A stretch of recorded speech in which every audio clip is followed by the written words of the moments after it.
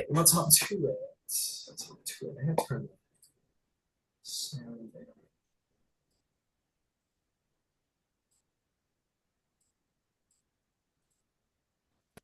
Beautiful.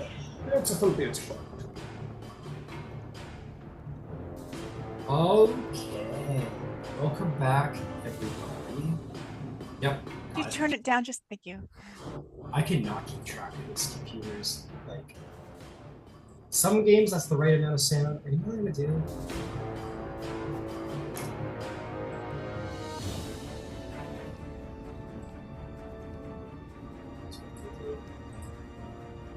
I don't know what's up. It'll be like the perfect volume in one chat, and then it'll be way too loud in another chat. It's so weird. Okay. Anyway, welcome back, everybody.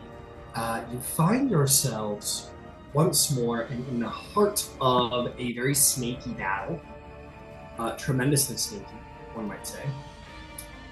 That is the wrong campaign dog. We're in Tal'Dorei. You have made your way to the Visa Isles, and it is there that you have indeed found the most exciting of ancient civilizations, at least according to your archaeologists, the Voskuris Serpent Folk Empire from the Age of Arcanum and Calamity. And these ancient calamity snake folks are awake and slithering around and making trouble for everybody. On the Visa Isles, anyway, and perhaps beyond. You have infiltrated deep inside of the ruins at this point. You have faced down the many serpents here and infiltrated, pretending to be purebloods, as they are called, the most human-looking of the snake folk. Some of you looking a little more than others, but making your way through. You ran into all kinds of things. Legends inscribed on the walls, a harem of snake men and ladies, and indeed the central chamber where the big bad of the downstairs was, and ran away from you guys in the heat of battle, as some of you felt very scared. And for some of you, that meant kill everything as quick as humanly possible. So that kind of backfired, for the bad guys anyway. And here we are in the heart of this battle. So let us proceed. I want to review what's happened so far, just so we're all up to date on what features are up or down. So, Kira, what features does Drysrinn have in play right now, if you recall? Nothing. I don't think there's anything that's affecting anybody right now. Okay, no elemental attunement, nothing like that? No. Okay, yeah, no problem. Nothing for our champion, Skellock, as he's called. He's just swinging his giant fuck you sword, apparently.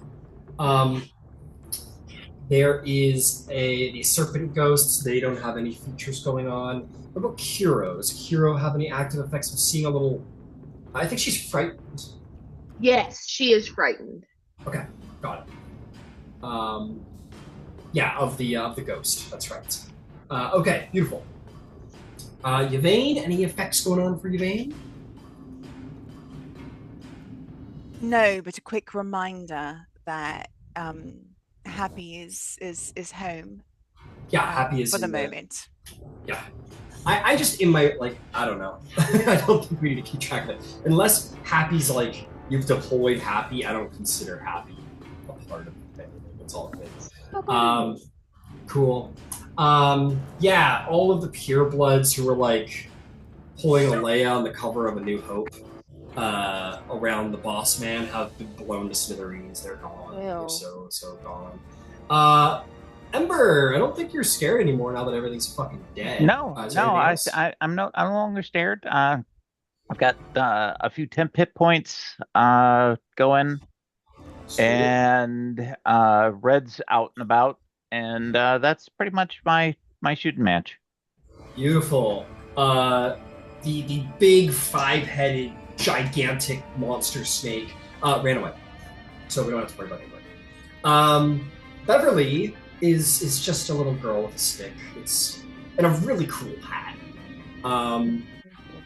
Even some of the snake folks are like, "Damn, that's a cool outfit." She's like, "Oh, thank you so much." So like attack her.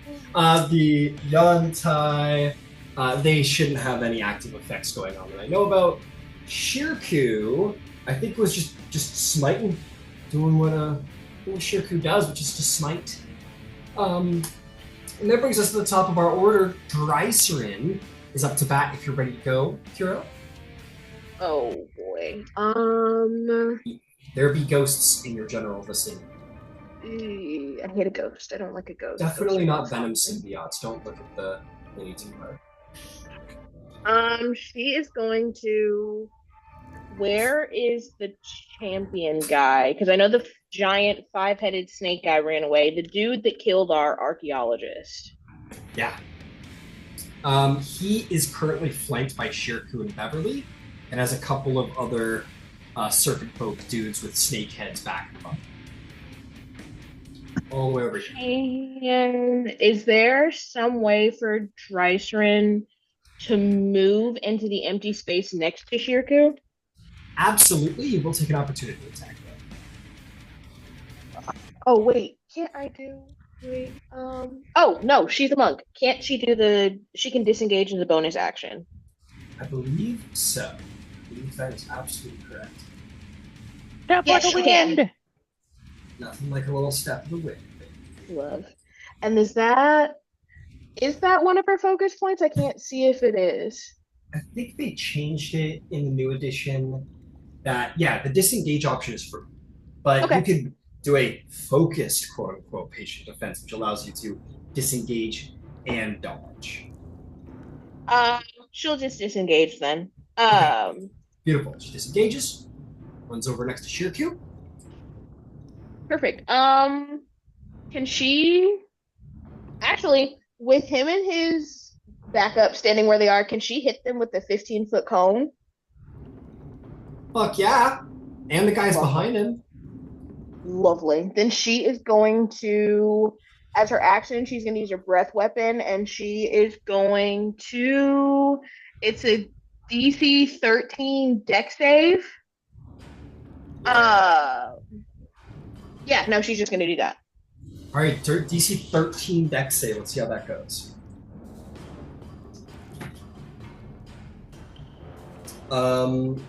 One of the normal serpent folks succeed, the other fails. As for the champion, ooh, not good champion. That is exactly a 12 for the champion. Sorry to say. Oh no! So the DC is a DC 13, so he fails. Oh, so he fails. Fantastic. The other guy rolled significantly. So 2 failures, 1 success. 2d10. It's just that much. Okay, so the ones that failed take 11 points of lightning damage. Half of 11 rounded down would be 5. The one that saves takes 5. Excellent. This guy may be slippery to a degree, but it seems that the fact that his scales are so solid do weigh him down a bit, and he does get caught right in the blast. The guy standing behind him is kind of saved, only takes the 5. Very well done. I'm just double checking to make sure nobody died in that moment. They are both, the guys standing behind him, like the lesser ones, very, very bloody, the both of them. I love to hear it. Great. I believe you get an extra punch, don't you? Well, okay. Oh, no, I do, because that only counts as one of her attacks. Okay, so then, if she's in front of the champion, then she'll take an unarmed swing at him. Okay. Beautiful. Oh, gosh. Ooh, 16 plus 7 is 23? I would say that'll hit. Yeah. Easy. For 9 more points of damage. Okay. 9 more points of damage. Ooh, actually, can she spend a focus point and do stunning strike? Of course she can. Hell yeah. I studied the character sheet. Nice. Rolls a 15. How does that do? Uh, 8 plus. Wait, 8 plus or wisdom, 8 plus 8 plus. You said, what was it? 15 is what he rolled. Yeah, that saves. Too bad. Drysrinn definitely punches hard enough that some of these like solid, like steel strong scales across his body crack from the punch and kind of wind him a little bit. But the guy is clearly used to taking a beating and is able to keep in the fight. Is there anything else for Drysrinn? Action, bonus action. Nope. Okay. That is going to bring us to the champion unto himself. Is Drysrinn bloodied? How many is? Half. No, she's not. Okay. This guy is cold-blooded and deadly efficient like a snake. And so that is what he is going to be. So I think we're starting with Beverly. She is bloodied. Or close to it anyway. I guess he wouldn't know that. I guess he'd just go after the biggest target. Which is either Shirku or Drysrinn. Judging at them both, I think he'd want to go after the paladin. I think there'd be something. But he's cold. He's emotionless. So I think he'd go after Drysrinn. Yeah, just out of pure. Who's the managing threat versus ease of taking down? And Drysrinn is not as sturdy as paladin is. So it's gonna be Drysrinn. Here we go. That is going to be cocked. So we're gonna roll again. That is going to be 18 to hit. Hits. Hits. All right, I'm just gonna do this one at a time. Here, because this guy's got big old damage.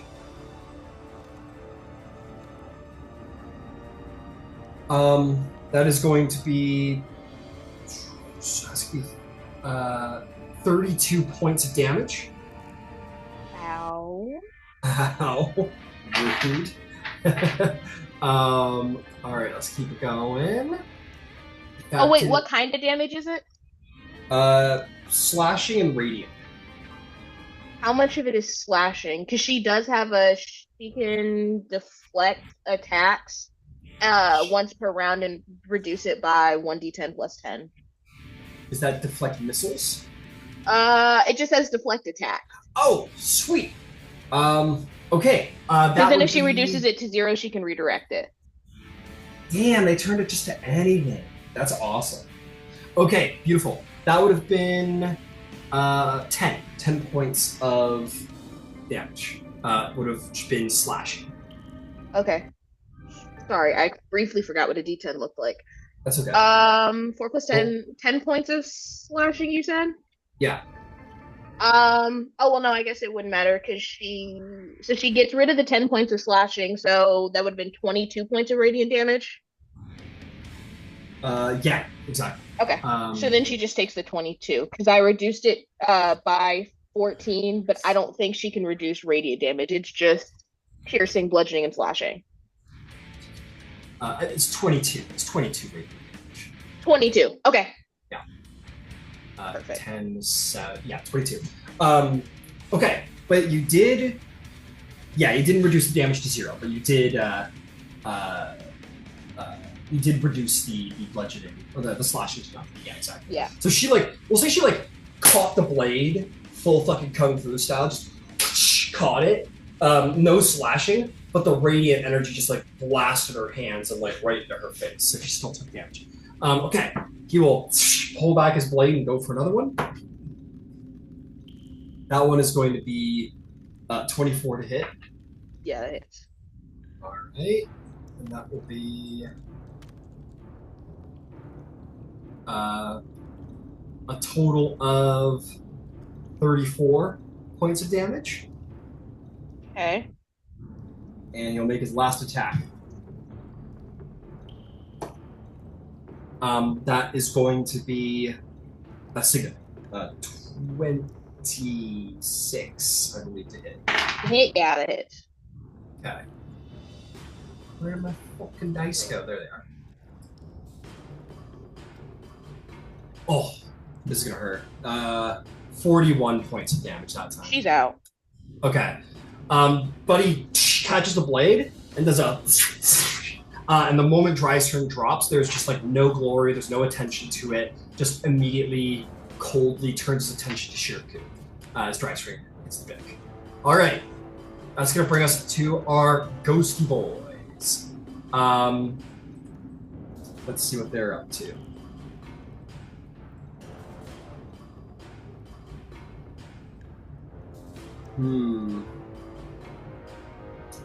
This one already did a hiss. This one over here has not done a hiss as of yet. I don't know what it exactly would serve to do it though. So I think we're just gonna do some spears. They're gonna throw some spears, yeah. Okay. Yvain, let's hit you. You're closest. 2 spears.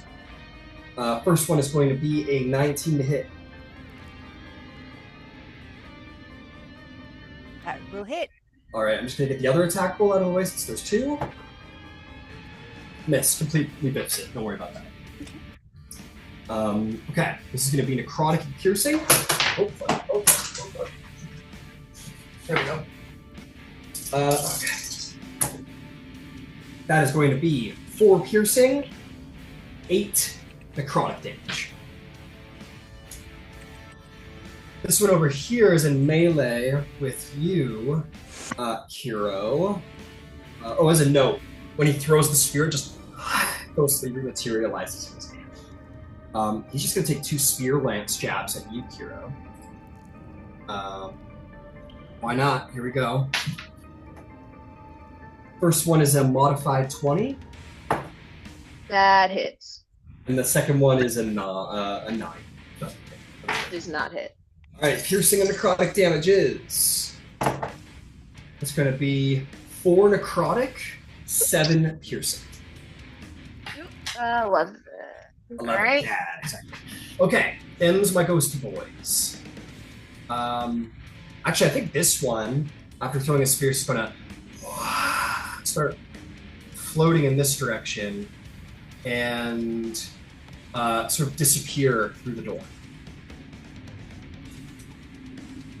So those of you who are frightened, your source of fear is no longer within line of sight. Okay, Kiro, you're up.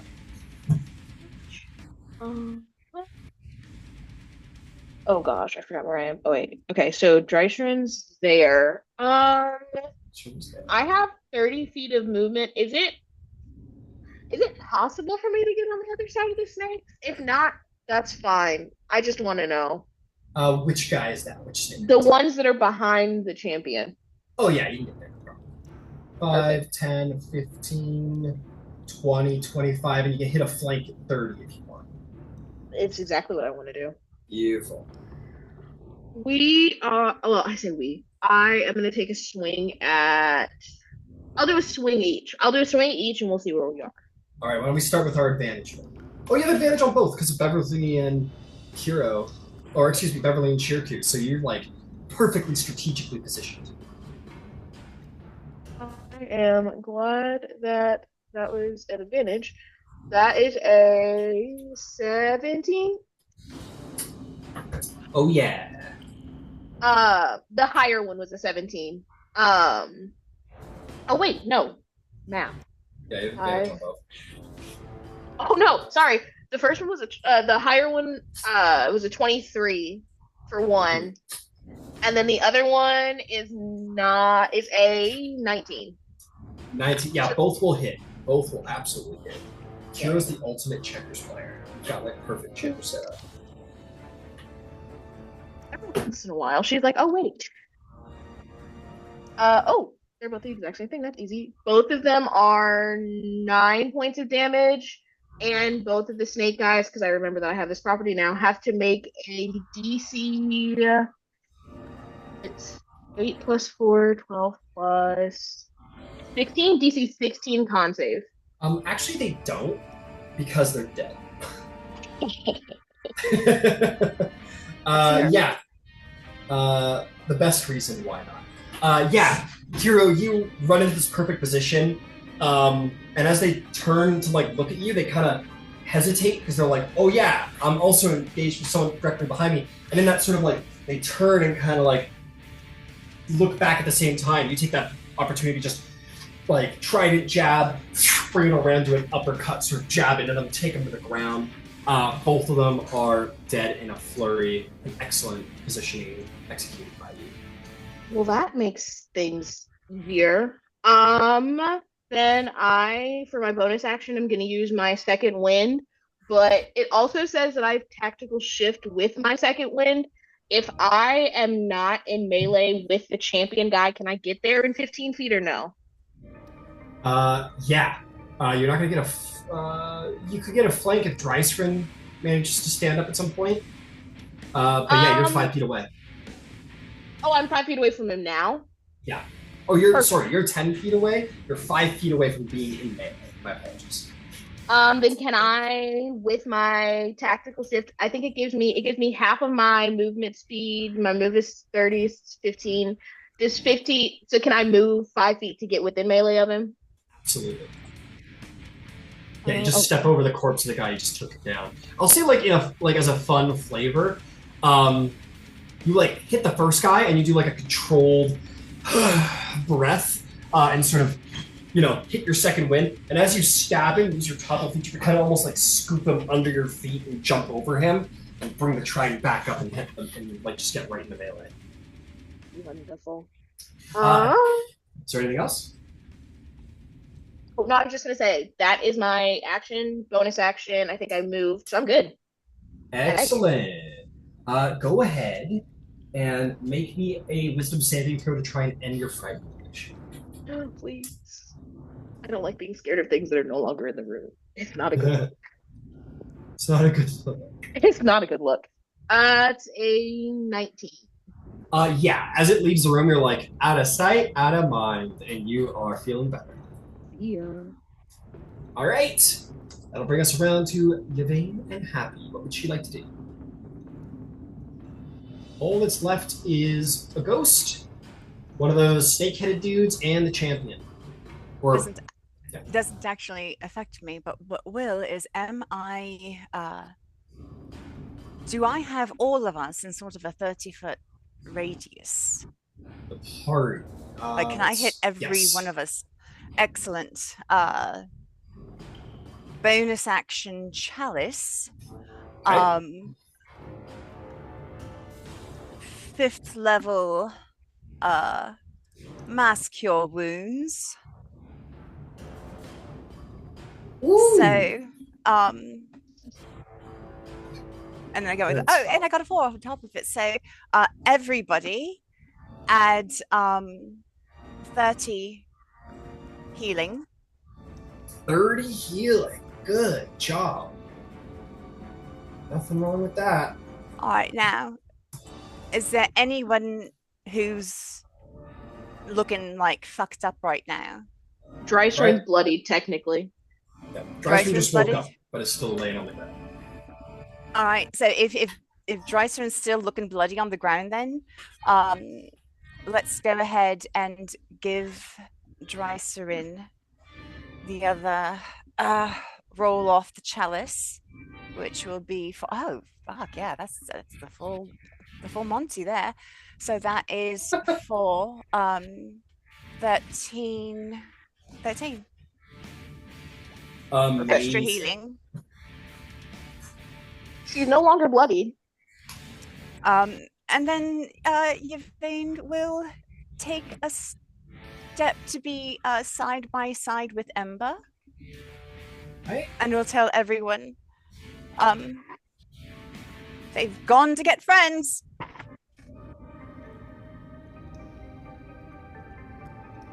Oh no! And that's it for me. That's all I've got. All right. All right.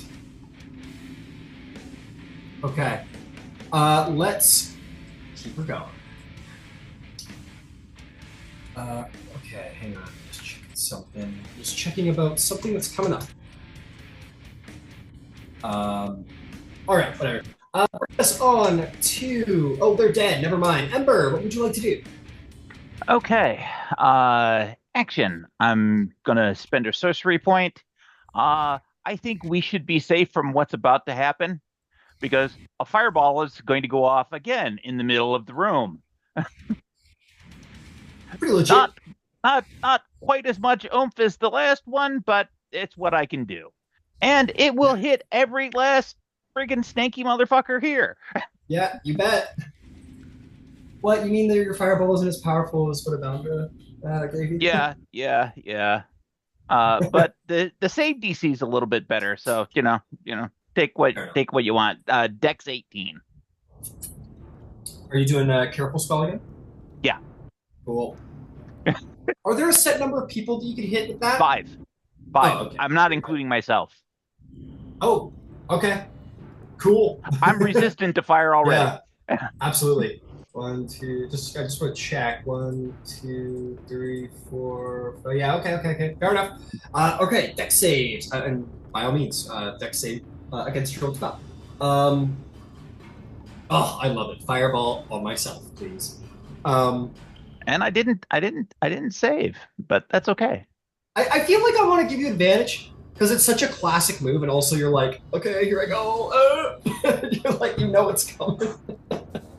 Okay, then it didn't matter because I rolled exactly 1 point worse. Fair enough. That's okay. Snaky Ghost fails. The guy at the back of the room is still reeling. He's still pulling himself out of the imprint in the wall. He succeeds. Actually, this time around, he was ready for it. And the champion, he fails entirely. Okay, for the failures, that's 32 points of damage. Oh.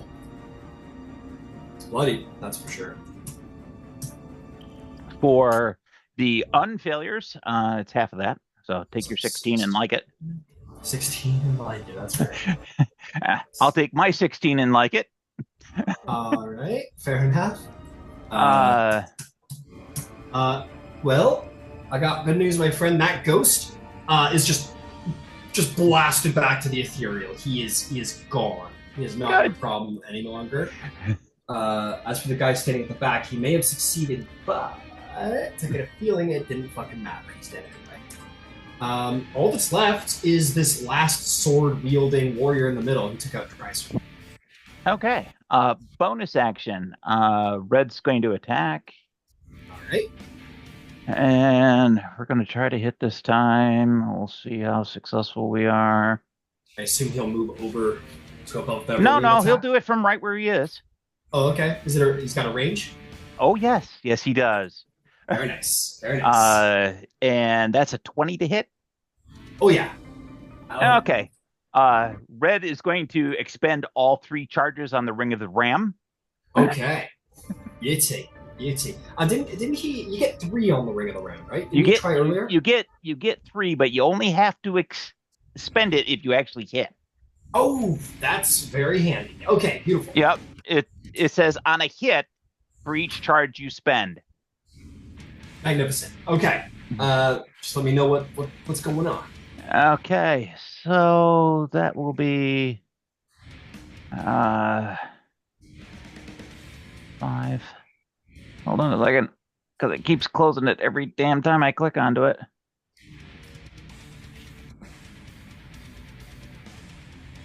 Five, 12, 17.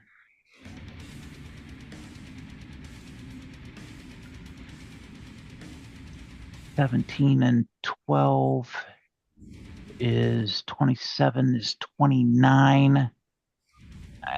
Okay. That's 29 points of force damage, and he is knocked 15 feet away. God damn, number 29 points of damage. 15 feet. I'm gonna, we'll say he gets hit this way so that we're not killing, not hitting Shirku. He goes, that's fine. Goes flying over here. Is he prone? It does not say makes him prone. It just is 5 feet for each charge. Most certainly understand. Red's move is going to be to go pick up the spear that is on the floor behind where Yvain was and to take it to the door behind us. The spear? Whose spear is this? The ghost guy hucked a spear at Yvain and missed? Yeah, it disappeared and came back to us. Oh, okay. But if you're looking for some kind of, it's fine. We could say Jorman had like a staff or something. That's fine. I'm just looking for the slide it through the door handle to keep the door closed. Absolutely. That's the goal. All right. How fast is Red? Red has got a flight speed of 40. All right. He will 40 over here. I'll let you do this on the next turn. This is probably going to be an action. That's fine. I expected it to be. I just wanted him to be there in place. Absolutely. Understood. Completely understand. Okay. That's going to bring us to Beverly, who's trying her darndest. Trying her darndest to be just the best hero she can. Isn't great. Drysrinn now providing a flank. She will run in that flank and do a little advantage multi-attack with her glowy spear. That is going to be a hit. Be a big fat hit. And that'll definitely be another hit. She has a great attack bonus. Just count that shield in front of her, so these are just 6s, plus her modifier is 10. Let's get 13 points of damage to our baddie here. He's looking really beat up at this point. Which will bring us to Shitapu. Just get a crit fish for Beverly. I realize I did roll advantage. Oh, my bad. But either way, Shitapu's going to run over to here. I'm sure he's got something so cool that he can do. He could prep a smite. That's what he could do. That's super cool. Being quite frank. He'll prep his last 3rd level slot, and he'll take 2 swings. Well, he gets 3 swings tomorrow, so this is a special scimitar. First attack's going to hit. Second attack is going to hit. And just check in case. I don't think the third. No, the third's not going to hit. Okay. Let's do this. So it's going to be E6 plus 4, 8. Right. So it's going to be 3, 5. Well, he's got damage, right? So it's going to be 3, 5. 10. Oh boy, this might do it. 6, 7. 7, 14, 15, 16 additional damage. So yeah, this guy gets blown back by you, Ember. Just, steps back, bleeding, holding the blade. And as he brings the blade, sort of like hucks the blade onto his shoulder, almost like a lacrosse stance, Beverly sort of, agile as ever, sort of swings under his upswing, and he kind of gets a little confused. She like stabs him in the back and kind of holds the spear to kind of hold him in place. And as he's trying to like get off the end of the spear that's kind of in his side, Shirku comes over and coats the blade in divine energy and just cuts his head off in one just wild swing. And with that, the champion falls. And that is going to be the combat for all of couples. We're gonna go to narrative. I think it will make sense to go to narrative. Red quickly puts in, I'll say we'll say like a crowbar. I imagine Jorman would have packed something along those lines. Puts a crowbar through the middle, something metal. And seconds later, you do hear this whoosh, this like this gong sound go off. A couple of seconds later, What would you all like to do in the meantime? Should go. We should get out of here. Need to Not grab yet. the archaeologist. Oh, okay. Not yet. Big snake idiot face pulled on that torch. Got to pull onto it. Shirku says, "All right, you go get him. I'll watch the door. Don't worry, I'm fast as fuck." I'm just looking for something that belongs in the secret room that's hidden. All right, sure. Okay. Shirku's just gonna run through and he's just gonna kind of put his back against the doors. There'll be some banging going on out there. Beverly will keep close because she's got the hat. You guys saw how he got through. There's no roll. You guys go over to the torch and pull her down, and you're gonna open the door to see this interior chamber, which I will tell you all about right now. Is he still there? Oh yeah, he is. Okay, we'll just trigger it again. He's like, Does that torch come out? It does not. It's like a lever. It's a fixed. Yeah. Okay. But just so you know what you saw, out of curiosity, because it might be significant, you would have looked inside to see shadows dancing over an opulent bedchamber with cushions in one corner, decorative shields lining the walls depicting, snakes. There are treasures heaped around the room: gold and silver coins, gilded harps, jeweled wine flasks, pillows of silk, fine clothes draped over wooden mannequins. There is a similar wooden disc set into the floor alcove that glows like the one in the room that you're in right now. It looks to be magical. I don't think it would be a stretch to feel like this might have some conjuration stuff about it. Maybe it's a teleportation or a summoning thing, you're not sure. To the west, a rectangular steel plate mounted to the walls, polished in a mirror-like sheen. And then, of course, there's the big five-headed snaky boy in the center of the room. Just in case any of that was relevant. Yeah, that's fantastic. I'm gonna go carve the seat on the throne. Literally take a square out of the leather. Okay, cool. While Ember is doing that, I'm gonna call for Shoku to come to me, and as soon as he clears me, I'm gonna cast plant growth on that entire area, and I'll back up as much as I can. So just as much area. Tell everyone, get as close to the door, the torch as we can, and as much of the space as that we can go into the door. Just fucking plant growth. Let them hack their way to us. Okay. Yeah, the door would already be sort of like banging at that point. But yeah, you would certainly be stalling any reinforcements for sure.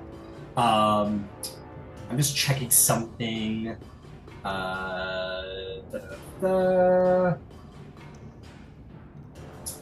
Okay. Yeah, okay.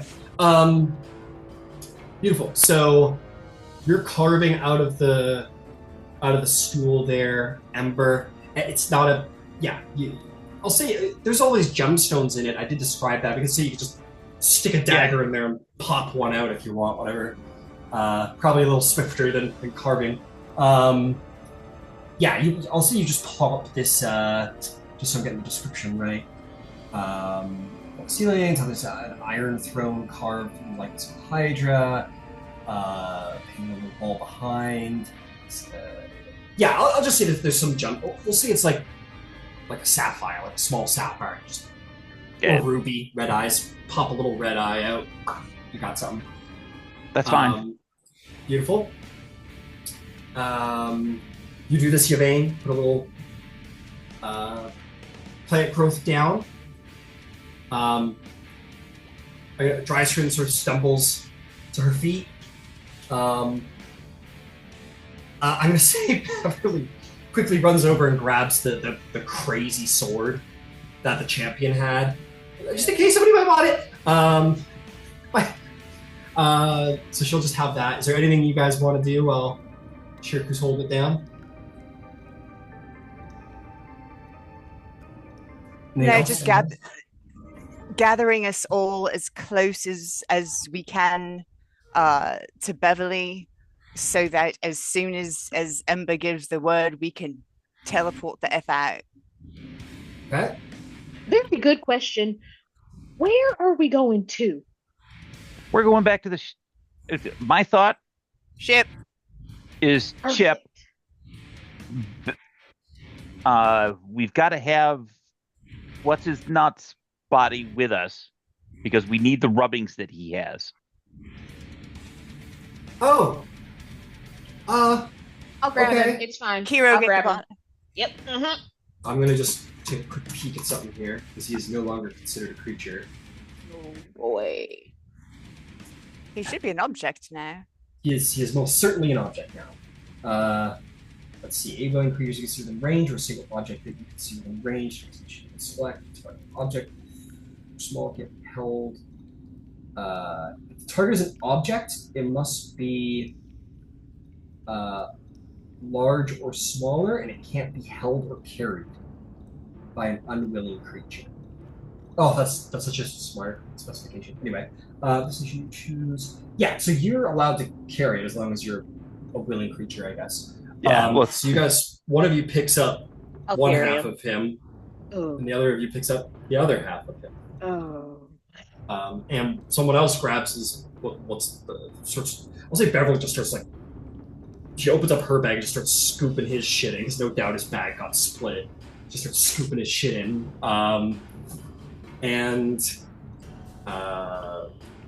Trigger's like, all right, so we're almost, okay, we're running out of time here. Yeah, the instant I've got the gemstone and we've got our archaeologist and his associated stuff, we're ready to go when you are, Bev. Okay, great. Ship. Okay, we're going to the ship. Oh, Shirku, do you have anything from the ship? Sharku is from the ship. Yeah, he's a little flirt. Yeah, that's why she asked. He goes, yeah. And he goes into his pocket and he like tosses her a fucking nail. I don't know. And she'll cast teleport. You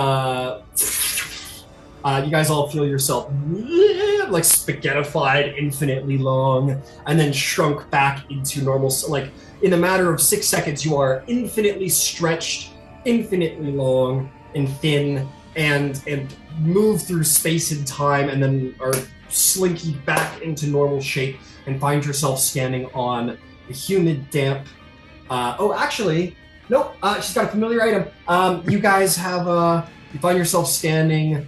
As good as can be, as safe as can be, on the deck of the ship. Once we're safe, I am going to say we got to go back and get Tamada. At least someone who's. That's why we grabbed the rubbings, because Bob took rubbings from the antechamber. And that is probably should count as a familiar item. I would hope.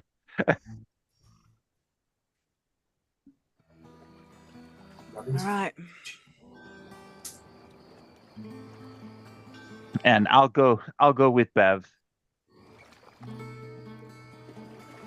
I've got a little juice in the tank, and I'm not particularly injured at the moment, other than what I did to myself. So. Okay. Frank, going after Tamada. Okay, we can do it. And I will getting a little outside the bounds of what you collected with the Ember. Because that's the interior chamber itself. This is like so it's a big place. Let me. Well, we took the rubbings came from not the trap chamber, but the one underneath that had the stairs going up to there. My thought was that hopefully we could go back to there and then just run out, grab Torquemada, and then come back to the ship. A fling pin. Yeah, I'm gonna take it back. I'll say your ruby will be enough. Okay. It's from the general area. So you kind of give Beverly the ruby. She sort of focuses on it, and Ember, you vanish with Beverly, and I'm sure you'll understand why. You get there, you don't find any Tormata around. I'll say you do see some frozen sculptures of some of these serpent folk. It looks like a bit of a battle went down here. And I think to your passive insight, you know it's probably a good thing you can't find Tormata anywhere, because it looks like a scrap went off and he wasn't killed. He probably ran. So he's somewhere in the Visa Isles. Okay, that's all we can do for the... Yeah, I'll do you one better. I'll say, like, you're looking around, you're like, oh, fuck, where did he go? And as you're standing, like, on top of the serpent's head, you kind of look down and you see, like, frozen into the ground, like, melting. You just got here in time to kind of see it. It says, like, 3 lines. You expect aisle. It says, like, catch up in, like, really short letters, basically. Basically saying, like, just go. Fair enough. We'll go back to the ship. Cool. And you guys go back to the ship. Yeah, you make it all the way back. Good job, guys. While Beverly and Ember are gone, Kira would have stayed on the ship. She'll turn to Shirku and ask if there's any extra canvas or anything. She just wants to, like, because she is carrying most of the archaeologist's body, just, like, wrap it up.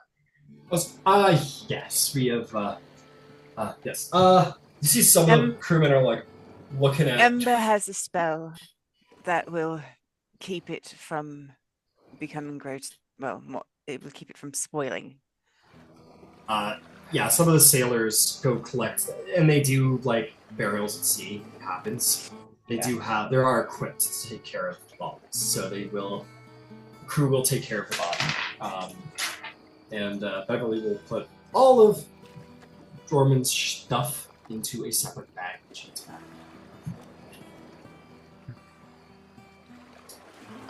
As a last thing, whatever and I guess she'll have to find the body later if they do take it away, but she'll find, I'm sure there's, like, coal or something on the ship somewhere. I think she has like cartographer stuff, so she has stuff to draw with. She'll just, like, on the corner of the canvas, she'll just make a really small mark of the Raven Queen on the canvas that they wrap the body in, and then she'll leave it alone. Got it. Excellent. No problem. Beverly and Ember turn up. Probably feeling a little like, that level of teleportation is definitely meant for higher levels of adventurers, so you're having a little that's weird. That will make you ill. Never felt so long, so tall.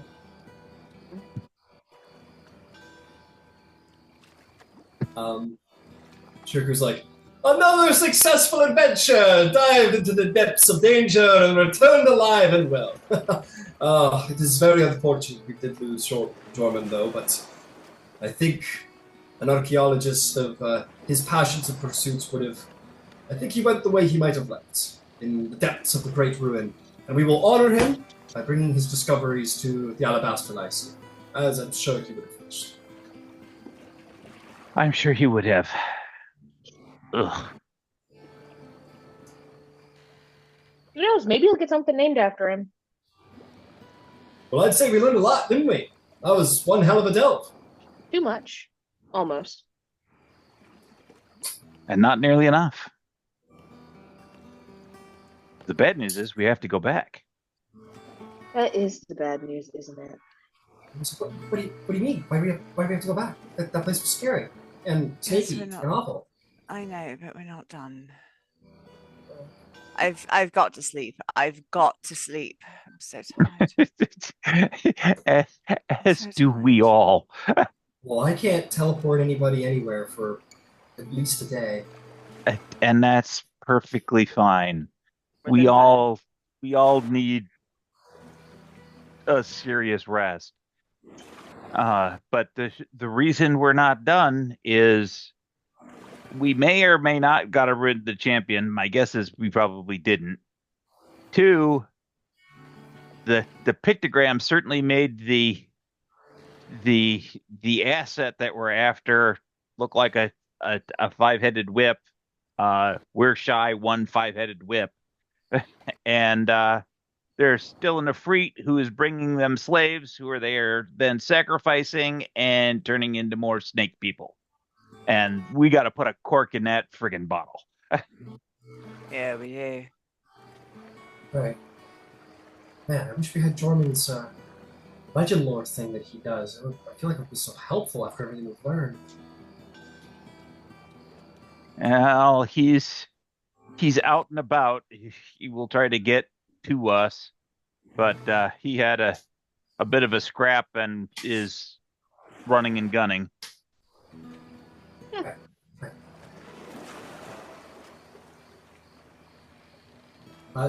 Shirku says, all right, well, maybe we should consolidate regardless. What did we learn now?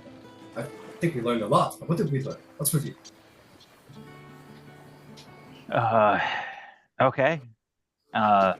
These folks are super ancient. They're extra skeevy. They practice blood sacrifice to transform other things into them. That there is a champion of some sort associated with them, who is the champion of this hooded. Zahir, I think, is the cloaked serpent. The cloaked serpent, yeah. I was kind of avoiding the names on the off chance that they were listening. Oh, sorry. That's okay. I'm sorry.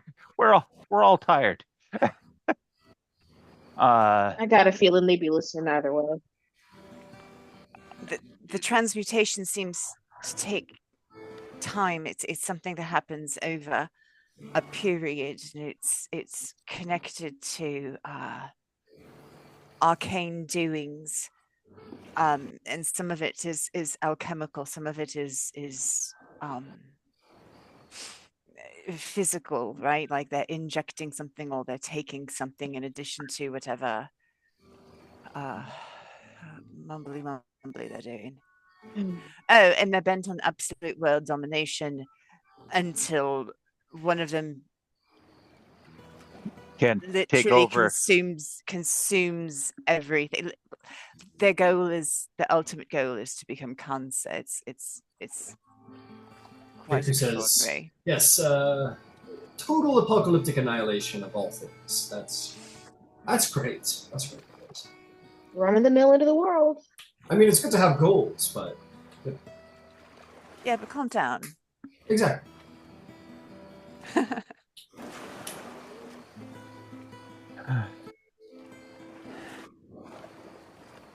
Shuku says, what about those wall murals? Remember the wall murals we saw in that one hallway? I do.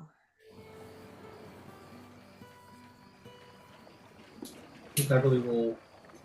So, Kuro, you're the one, I'm pretty sure, who managed to successfully interpret all of it. It was you. I think it might have been you as well, Yvain. Can't remember. But you guys would recall and interpret that as, like, them battling the calamity, and that there was one that was, like... I've been using the word champion loosely with the leather guy, but there was one that was depicted to bear, like, a five-headed, snake-headed whip. Not unlike what the leader's head was, five-headed snake. That seemed to have been granted to him by the cloaked serpent himself, and that he seems to be, like, either symbolically or physically a link between the mortal plane and Zahir himself. Whether that is just in the fact that he is a religious figure who is heavily venerated, or he literally does have some ties. You're not sure, but the wall seems to depict as a very important person. Shirku would bring up, we also heard them talking in the chamber. What would they say? And Drysrinn will interpret, as a reminder. She'll say, "Oh, they were talking about some guy. What was his name? His name was Zolvron. We're talking about Right. Zolvron having taken a ship and is off doing something. Yeah, that's right. Maybe that's the guy in the picture in the mural. Who could We say? didn't hear where they were. We didn't hear where they were sailing to, though, did we? No. Shuko says, "Sounds like we're gonna have to interrogate that big five-headed snake you fought whoever that was. Yeah. Takes prisoners, learn some things." If we can Beverly keep says, him. I could always go back, like, I wouldn't want to go back long, but, I mean, I could change my appearance and pretend to be, try to do the pretend again thing. I just can't talk the language at all. Really Well, good at it. all of that can get hashed out tomorrow And because besides, we're all super punchy. Yeah. Figure it out tomorrow. Shuku says, "Do you want me to send some scouts across the island if you're looking for some Efreet bastard to check out the volcanoes in the area? It might be dangerous for all the serpent folk around there." I wouldn't want to put any of your men in danger. That's not without significant risk. It surely is, but we're all looking for a little adventure here. I'll tell you what. We'll take the ship on a little run, get as close to any of these volcanoes as we can. It's the first place to start. And then we can send an away team. I assure you, they'll stick together. They have a good... our quartermaster's a very good boarding leader. And they'll just scout. No hostilities. And they'll be back before nightfall.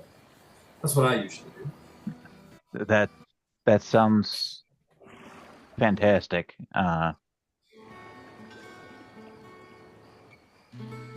It's all right. Start making preparations. Hoist the sails, sailor things. And he will definitely say things that I don't know. I don't know ship stuff. I should learn as a DM, Jesus. But for the time being, he says some very cool shippy sounding things that is incredibly impressive.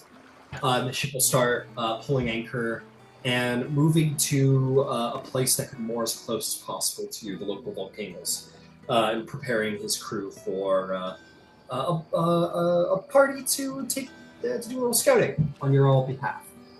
He says, "We'll start with the smaller island. I imagine there'll be a smaller concentration in that direction. So we'll start there, and then we'll move to the big island." And as long as we're in narrative time, Ember is going to upcast ceremony. Okay. And do the funeral rite for Jorman. Very good of you, Ember. A hour-long funeral is had, where different people bring forth different things about the loss of Jorman. Shirku, being the captain, generally his responsibility to say something, and he'll just essentially reiterate what's already said. He'll say, "He was a man of knowledge. He was a man of adventure and learning, and let us not be too sad about his passing. Let us remember the spirit of who he was. He was a man who, if he was in half-orc, who loved the thrill of the past, loved to learn of it and expand that thing he had learned with the world. So in the name of Ayun, the knowing mentor, let us not mourn his passing, but take it as an important step towards the understanding of our lost history. And with that, we will ensure that his findings are brought before the Alabaster Lyceum, that he will be credited for his good work and be remembered for all time for his daring adventures." All of you would be welcome to say something if you had a mind to as well, but there's no obligation either.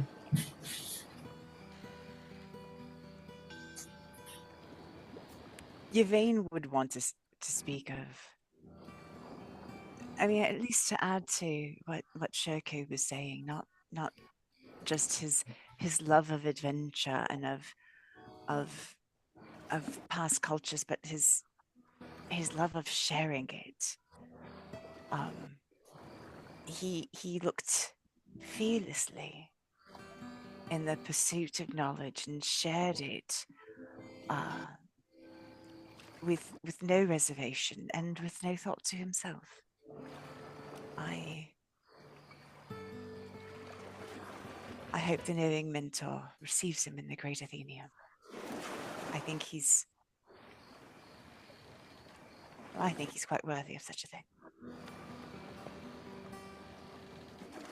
It's a nod generally around from people who have heard Jorman talk their ear off for the last couple of days, and safely say that Vane's words ring true. And Jorman's body is given to the sea, to the Wild Mother.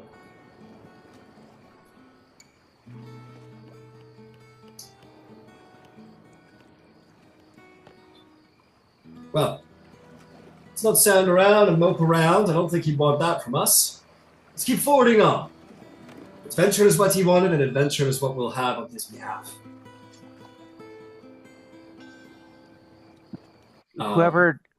Who's going to lead the scouting party? I've got a guy. That's fine. Red. I will introduce Red to whoever is leading the scouting party. Absolutely. If I'm not mistaken, no, it is not our bosun. It's not the quartermaster. Where are you, bastard? Yeah, we. Oh, it might be.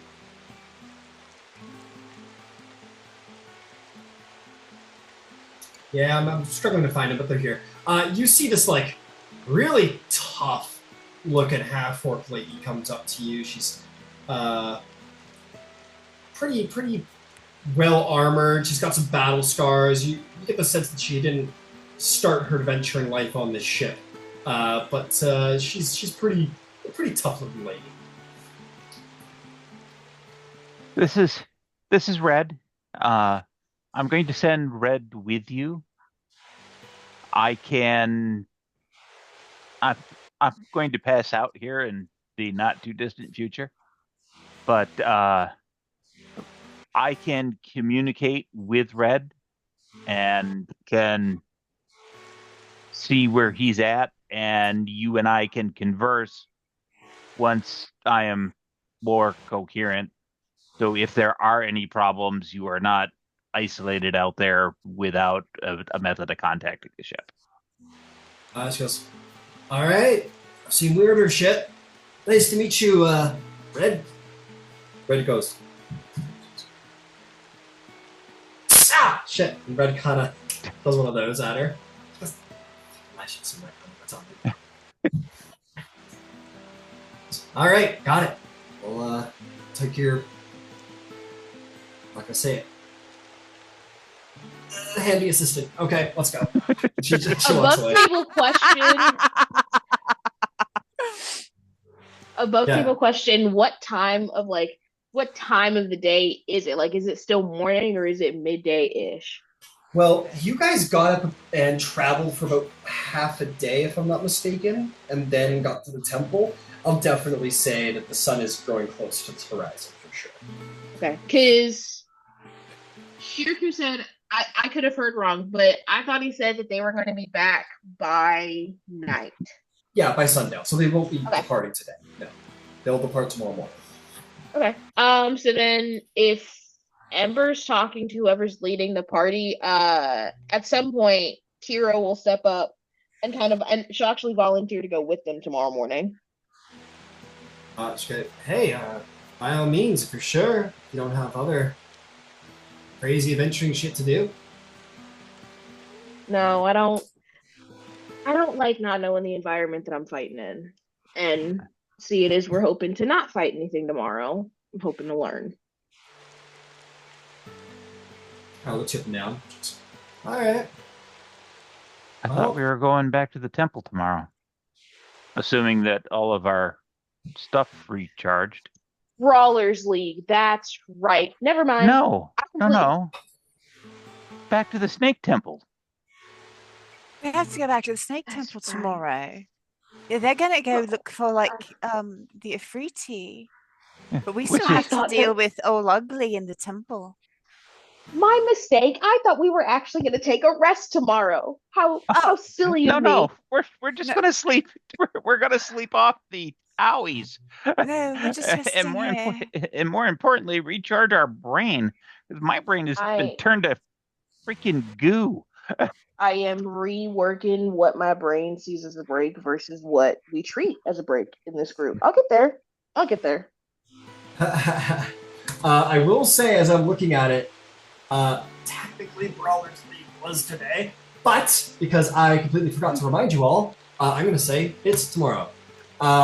So you guys will note that Brawler's League is tomorrow. Well, not even necessarily Brawlers League, because Ember has to get back for the day of challenging, but Drysrinn had to get back like a week or so beforehand because of Roshgra, but my dates are all turned around. And I forget. So, if we're going to be entirely, like if we need to let Brawlers League go, I mean, our dance card is pretty full. No, I was more worried about the day of challenging. Yeah. Yeah.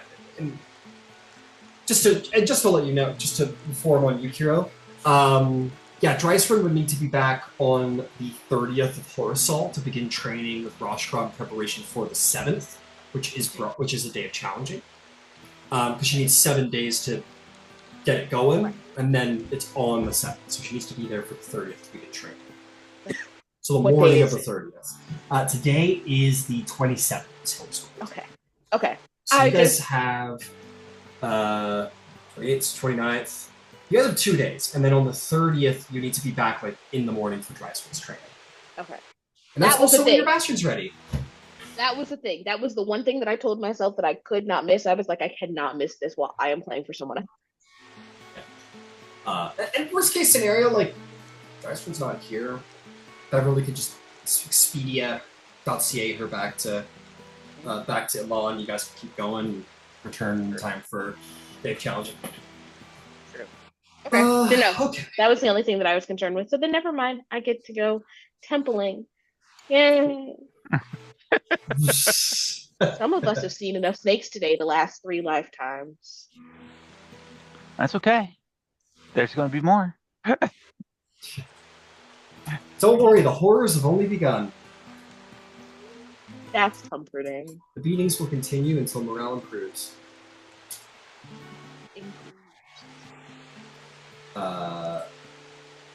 Excellent.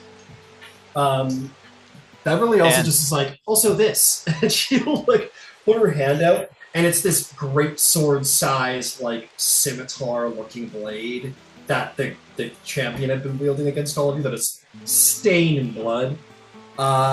She's like, yeah, also that. Just thought I'd put it out there.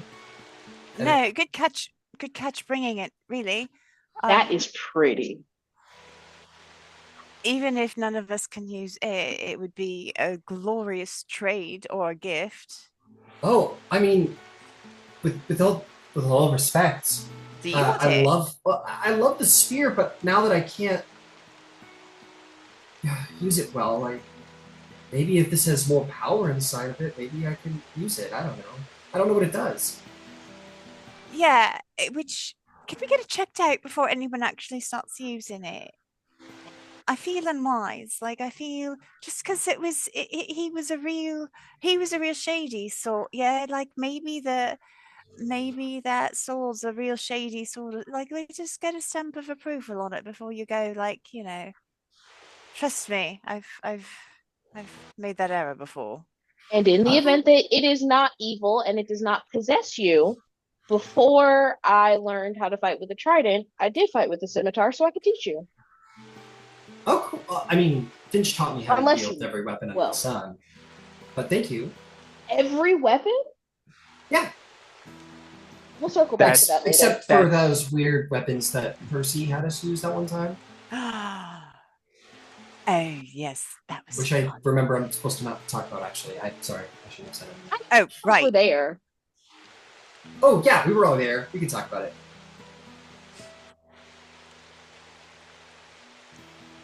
Trying to find the coolest fucking weapon. and in fact, Ember will fish out the sending stone to our contact at the Brawlers League, Okay. and I will send our kindest regards that we will not, and apologies, we will not be in attendance. We All are right. we are unfortunately indisposed on Council of Tal'Dorei business, so will not be attending. Our sincere apologies. Yeah. So long as a fancy Templar or counselors of Tal'Dorei forget that we ever had this transaction. Respect. That's perfectly fine. And he'll throw a little like best of luck around the end there. Sorry, Brawlers League. It's a good thing too, because I didn't anything fucking prepared. So that was gonna be a wing it. I was a little caught up in all the snake voodoo, so this works out. I shouldn't say that. But anyway, I have sufficiently picked out your super cool, whatever this fucking weapon is behind the screen, and it's kind of cool. Okay. Moving right along. Is there anything anyone wants to do aboard the ship before turning in for bedtime?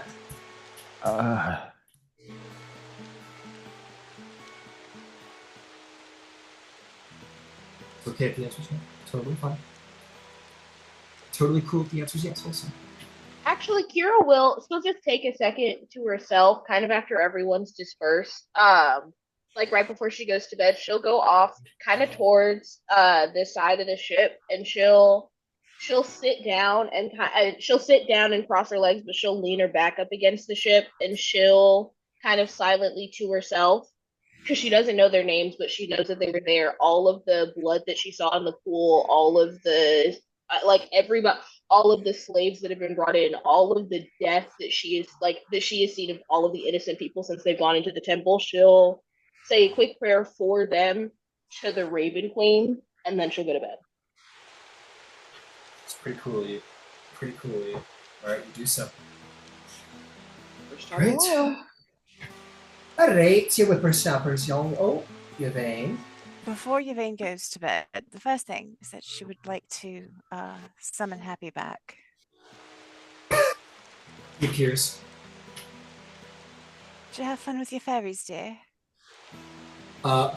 Looks like the cat who killed the canary a little bit. It kind of does like a... does like one of those. So, okay, but we probably do need to talk about this. So, are you always going into Red's domain? Like, am I going to have to go talk to an Arcafe so he doesn't pick on you? Won't go terribly well, but you know I will. Just kind of shakes his head very, very thoroughly. All right. You had nice calves, that one.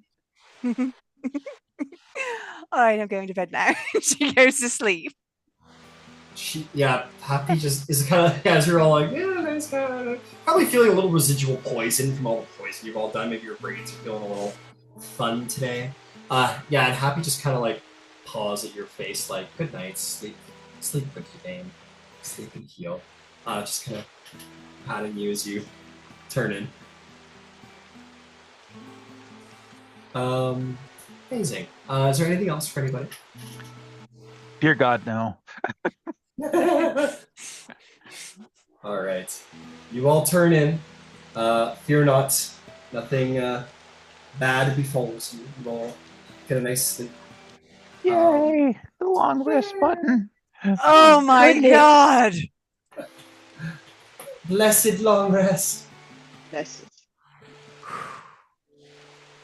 I'm gonna roll to see if Beverly got her how many charges she got back. Ooh, it's only one. Okay, I've got one teleport back in my hat. Means you Sorry. can't use it in battle. I mean, yeah, it's just an action. I mean, it only takes me like a swing. You have like to a swing use of a it for sword. emergencies, you silly person. No, I mean, I'm not. I individual. wouldn't. Yeah, no. I meant I wouldn't. Yeah, sorry. No, I didn't mean that. I meant like. I wouldn't. Oh, fan-fucking-tastic. Shit. No. No. We can't get in and get out. No, it's a one-way Fuck. trip with the hat. Yeah.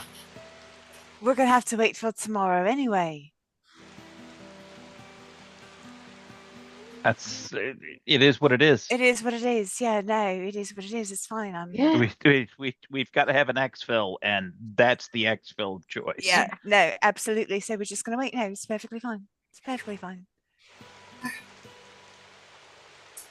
There's some waiting. Yeah. You guys chill it out. Take some time on the ship. Beverly's looking at the sword. Ooh, actually, Kira will ask Bev if she wants to practice. If we're hanging out for a day and not doing anything, if she wants to practice and get a feel for. We don't have to roleplay if you don't want, but just so she gets a feel for the sword before her life depends on it. Yeah, fair enough. She goes, oh yeah, sure. It's supposed to happen while you're tuning. I don't really. Actually, ooh. Okay, I'll tell you guys what. Somebody roll me an evens odds. On an evens, good. Odds, not necessarily bad, but not as good. Technically. I choose you, Yvain. Say, okay. Can Roll I me an eke out of odds. odds? Can I eke out a breakfast thing that just a reminder of what Yvain's been doing every breakfast this entire trip? Sure. Which is to ritually cast water breathing and to ritually cast dream walk. It's just like she's been doing it like every morning. I just wanted to reiterate that this Sure. morning was no different. So Dream walk? How please long does continue. dream walk last? 24 hours. And it just lets you dream lucidly? So yeah, it means that if you can identify a nightmare, you know if somebody is attempting to manipulate your dream or if it's something that you're doing. And it allows you to and it also allows you to lucid dream and affect the environment of your dreams. Really, I'm doing it to ward against nightmares for folks. Sure. Cool. Does it stop nightmares, or do you just know that it's happening? Like if someone were to cast Dream on you, per se, would it? Because all of my divine omens might be shutting down if that's the case. Yeah, no. I'm sorry. Just give me a moment because I'm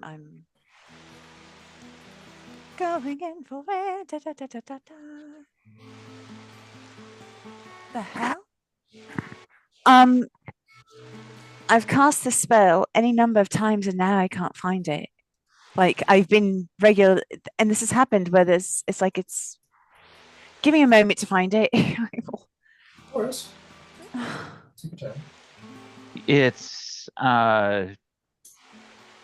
doesn't it begin with what's her name's name? No, it's not that one. It's not that one. It's okay. So here it is. Perhaps? Here it is. No. It's been prepared the whole time. Well, you don't need to prepare ritual spells. That's why I was asking. Oh, that one I didn't know, but no, I've had it. So it says, choose up to 10 willing creatures that you can see within range. The range is 30 feet. For the duration, which is 24 hours. They gain the ability to lucidly dream whenever they sleep. While lucid dreaming, a creature always knows if the dream spell is being used to target it. It doesn't say it can stop it. It just says that you know it's a dream spell. In addition, when you cast the spell, each creature affected by it can choose to instantly fall asleep, even if that creature has a trait that normally prevents it from being magically put to sleep. But it's a you choose thing. It's not a like if you put up a fight, it wouldn't work. Yeah, it's essentially lucid dreaming with a warning system against nightmares. Got it. Or the dream spell type. Okay, beautiful, cool. Just want to know how that worked. You said it was Uh, that spell and water. Was it water breathing or water? You're Your on mic's mute. muted. Water breathing. Okay, so then Kiro's. It's just dream walk for Kiro then, right? Oh yeah, because you don't need Yeah. the water breathing. You can do that without me.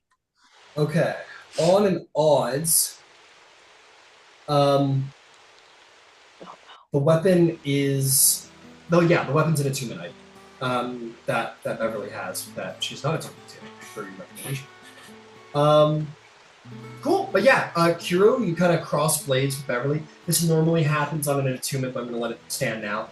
The blade shrinks to sort of meet her hand just a little bit. They're both medium creatures, but this one is sort of shrinks into like a. It's barely a one-handed weapon. It barely meets the specifications of a normal scimitar's sort of light properties. It's a big-ass scimitar. But she's strong, and she can wield it fine, and she has the finesse to wield it, but she doesn't wield it like maybe Shirku might. She does wield it as like a striking, strong weapon. And yeah, you guys cross blades a little bit and do a little practice. Hell yeah. If you want to look to see what the blade looks like, I'll send a little picture. It's a cool little weapon. Okay. Ooh. Felsion. Nice. Oh, that's great. I love that. Yeah, Felsham. That's right. That's the technically the. Cool. Sweet. Anything anyone want to do today? Being out pirated by a paladin, but it's okay. Well, as a fighter. Listen, it's Oh, bad. I mean, no, it's just bad. I grew like this was my life. I chose to leave, but still. Yeah. Your away team leaves. They disappear in the jungle yesterday. You think else take the 8 hours and work on her draconic? Cool. Yep. Drysrinn will help out. Yeah. Well, in that case, if I can be left to my druthers, I'm just gonna ride, lower ride red. Yeah. You just kind of scan and look out like a crazy person out across the sea as you're flying, but you're seeing the jungle. You see them traipse the jungle. They don't run into any yontai. I mean, serpent folk. TM trademark. But they they do find the volcano. They are like doing a little bit of a scout, a little bit of investigate. The sweat is just evaporating off their brow and then still flowing down their faces. It is hot. And they get to the tippy top of the volcano and they sort of look in and go, "Shit's hot," and fucking leave. And they do, but they, as far as you're able to tell, they do a decent, thorough scout of the perimeter and up the sides of the volcano. They don't find anything out of the ordinary, and begin to make their way back in time for sundown. Kiro, you cross blades with Beverly, do a little practice. Yeah. And also, at some point, since we're in the spirit of attuning to new weapons, she will take because I just remembered I had the inescapable lash that they got from the delve, and she'll attune to that at some point during the day. Hell yeah. Inescapable lash is sick. But it's like, I'm not really like a scimitar person, but this is pretty cool. I don't know if scimitars for me. You see those guys walking around with like the humongous swords? Like the really, really, really big swords, like the great swords? Those are cool. Those are fun. They're heavy though. They're very heavy. And you get, at least you kind of open. I saw this one guy, Yeah. he had a really cool technique where he'd just keep spinning it in big circles all the time. And it kind of like kept people away from it. And that was cool. I thought that was really cool. No, that does sound cool. Ugh. And that's exactly how those are designed to be used. For those of us who've actually used them. Yeah. Yeah, you see most guys just take these like huge labored swings, and it leaves you so open to getting hurt. And it just, I don't know.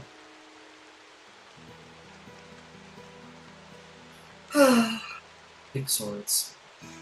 Big swords. Cool. Is there any witchy shit you want to get up to, or you just learning Draconic?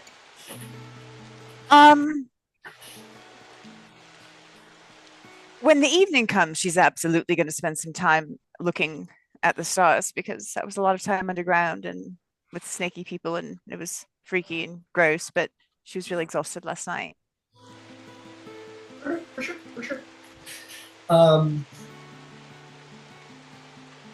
Okay. If that's all, then everyone can... Actually, oh, yeah. There is one other thing that I want to do while I'm doing the periodic check-ins. Sure. It occurs to me, I'm a cartographer. And I have perfect memory. That's true. It would be good to have a map of what we saw so far in the dungeon, in the temple ruins, and specifically a detail view of the throne room and the sleeping chamber that I got to look at in the back, because that might be a useful point of entry. That's fair. That's very fair. For fun, I'll say, Beverly says, okay, I know this isn't... I have an idea. I mean, the odds of me getting 2 charges when I sleep are higher than getting 1. What if I went back to Amon and we found some kind of like speak the serpent language scroll magic thing, and then I could go into the temple and pretend to beat him, and then I could learn everything. And no one has to get hurt. Except, and then I could teleport away if anything gets bad. Except you, was what you were going to say. Yeah, it'd be very dangerous for me. But it wouldn't be dangerous for all of you. Right, and I can't do much except make my face look different. So that would be useful. Okay, but that was incredibly useful in getting us to... Like, we wouldn't have got the information we got if you weren't able to make your face look different. Like, and sell literally, it well. The one skill is what allowed us to do all the things. So you can't diminish it like that, Bev. It's not fair. No, I'm not diminishing that ability. I'm just saying, like, I'm not like a proper paladin anymore. I want to be useful, and this is like my thing, my one thing I can do without my paladin stuff. Okay, but it doesn't do way more than one thing without paladin anything, at the risk of sounding just the slightest bit offensive.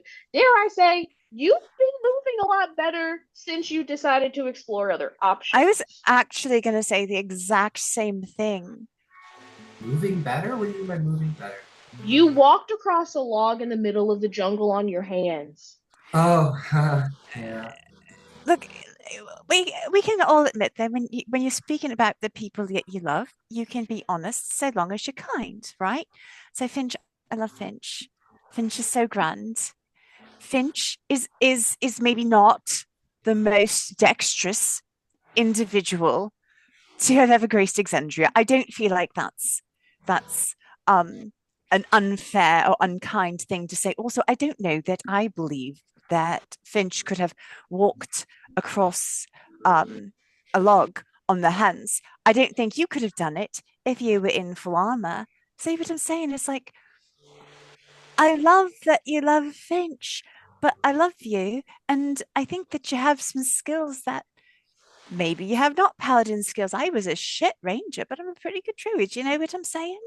So, like, maybe you're not a paladin, but maybe you're like a different kind of fighter. Oh, I guarantee you. Maybe you're like a swashbuckler or a spell sword or something. I don't know. You could be anything. You could literally be anything. It's so exciting. I really appreciate everyone's confidence in me. Thank you. Thank you. I just want to be helpful, and I'm like a little acrobatic. I'm pretty good at pretending to be other people, and that's all I really have going for me right now. So I just thought I'd just put it out there that I don't And know. you I just want to be pinned the helpful. champion in place so Sharku could finish him. Yeah, that was flavor though. Maybe some lighter armor, you know? Um, I mean, plate's pretty damn good armor. yeah, but it's getting in your way. Maybe something that allows you to be acrobatic, something lighter, but that still lets you be Dexy. Okay, yeah, maybe. So I wear it. I like move. I move around just fine. I could try out like plate or I mean, like a breastplate or something. They're much easier to move in. Yeah, actually. And I know just the place to get one. Welcome to Gilmore's. Like, sorry. Came out of me. We all Popped heard out. it. All the characters heard it in their head. Yeah. Okay, cool. I was just putting the voice to it. um. She goes, okay, well, immense supportiveness aside, the options out there. Just if you want it, yeah, that's all. Thank you for being very supportive. Thank you. Well, let's ask the question that's not been asked. Beverly, what do you want to do? I want to be helpful and Okay. I'm not so helpful as a fighter right now, as much as I was anyway. And you guys are, I'm sure anyone of you could take me out easy. And a lot of people take me out easy in a fight, but I'm pretty good at being, changeling. So that's kind of what I got going for me right now. At the end of the day. Okay.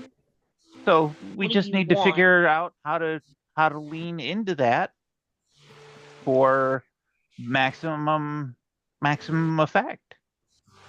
Yeah. Infiltrator, spy. Oh boy, wow. Cool. Maybe. I don't know. Maybe. Now, if we only knew somebody who knew, Iman's top spy. I couldn't imagine. Oh wait, we do know somebody who knows Iman's top spy. We do? Yes, the one who's carefully examining her shoes.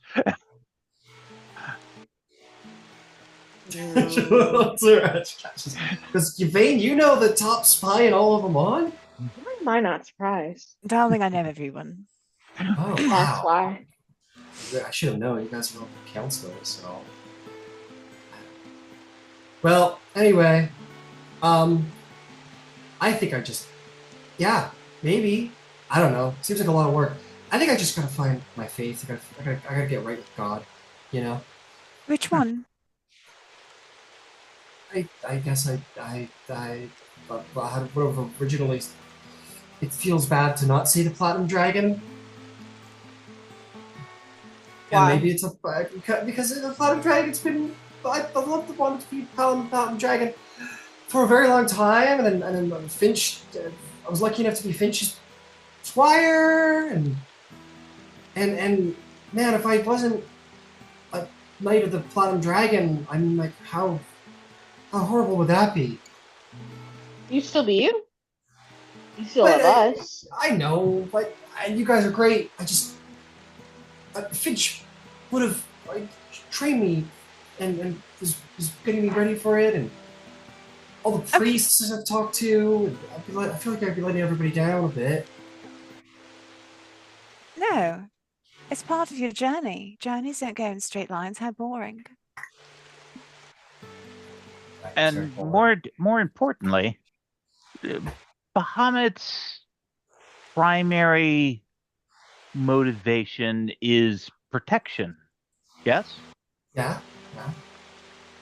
So being trained in all of those martial things would be protective in nature, so you could protect other people? Yeah. Okay. And if you were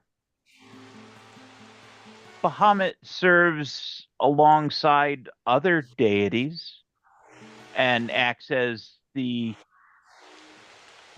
protector. I mean, all of them do to one degree or another, but he is sort of the pinnacle of that protection thing.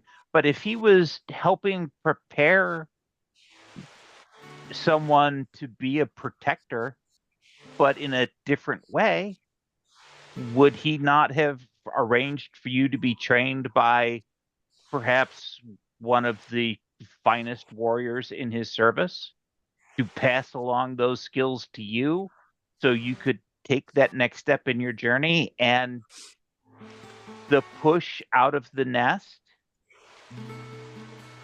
you have been given. You are ready to fly in the direction that you were meant to go. What's that?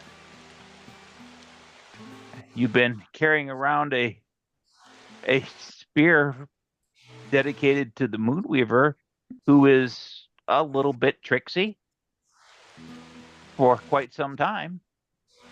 Yeah.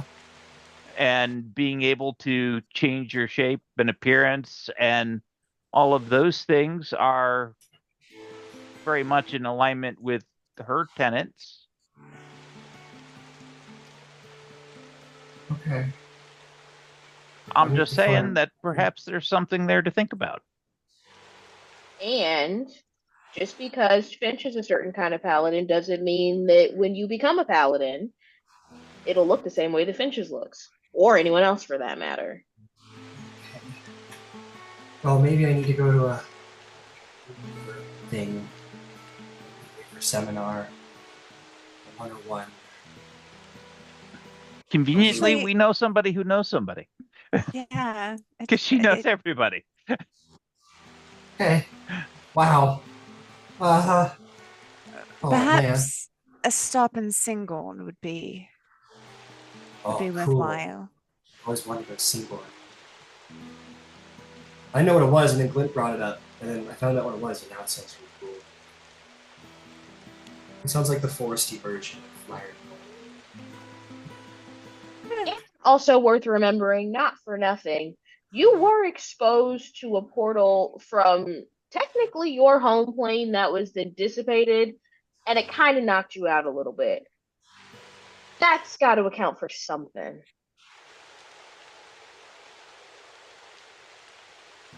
I guess so. Okay, you're giving me a lot to think about. But okay, yeah, you give me a lot to think about. I'll stop making suggestions now. I'm gonna go stare at the ceiling in contemplation of it all. Maybe the moon, perhaps. And she'll wander. She'll probably wander to some deck and just like lay on the deck and look up at the moon, and just like a dizzying, life-altering. Here, Bev. And Ember will pull out the carpet. Just get a little bit closer. Whoa, I get to use the carpet? Absolutely. Cool. Whoa, I can show you the way. Oh, fine. And she'll sail up there, look up at the stars, and have a treasure planet moment. Yeah, we'll check it on Bev. I like that this party's pastime is being fiercely supportive of everything. I was like, oh, just as like a possible plan. You guys are like, how dare you not appreciate yourself? Like, How dare you? oh my god! It's not passive either. It is quite aggressive affection. It is very aggressive. She's like, hey, I was just thinking like maybe I could like go in there and protect you guys in this way. This is my way of loving. You guys are like, how dare you not love yourself? How dare fuck you? And she's like, thank you, I'm sorry. It's very funny. I love it. Okay, beautiful. You guys want to go to sleep? Just because I want to tell me about the dream walk. It's got my brain going now. Yvain. Yeah. It's strange. It's like the dream spell, but it's not. Now that you can, like, you're using the spell to give you some level of, like, awareness and lucidity. I know you've been doing this for a while, but I didn't fully, like, whatever. So maybe this has been going on, now it's kind of culminated into, like, a true awareness of this thing that's been growing since you started using the spell. You do realize that there's, like, it's like a light bulb in a black, dark room, trying to get that just, like, little spark of light, but there's just not enough electricity, or something, where it's like, it's maybe a dream spell, but not quite, and it's finally grown into something big enough that you could be consciously aware of, rather than subliminally like, oh, there's something there. And you have this dream that sort of overtakes whatever you were allowing yourself to enjoy. And it's so strange. It's this impenetrable blackness, this darkness, this evil. And it is layers on layers on layers on layers of it too. It is like someone built a living wall of darkness and built another one, and then built another one, and another and another. It's just like it's just dense, impenetrably dense. And amidst it all, down through the many filtered layers, there is this bare source of light. It's this little silvery light, but you can't see it, because while this light sort of does just manage to be sort of catching you, like the moon through a very thick clouded night, layered over top of it, and like if this is the light, wall, a filter of what looks to be outstretched, silhouetted black hands moving over top of each other, grabbing, like layers and layers and layers of hands grabbing at something and nothing at the same time. One wall of this, two wall of this, three wall of this, four wall of this, and just something beyond all of that evil, that black, that corruption, that darkness. There's something that has been calling to you for a very long time. It's been driving you, it's been beckoning you, and you just now realized that it has. Maybe some of the things you've done haven't been entirely because of purely of your own decision making, but maybe there was something just not controlling you, but maybe just kind of tugging you towards it in like a beckoning, like over here. And you don't necessarily know what to make of this just yet, but it's there. And this is the first time since your use of the dream walks that you're like, you've built up enough dream walking to sort of be like, wait a second, yeah, there is something over here. It's not just me imagining things or an itch at the back of the brain. There is something here, and this is the first time you're able to visualize it. That's all.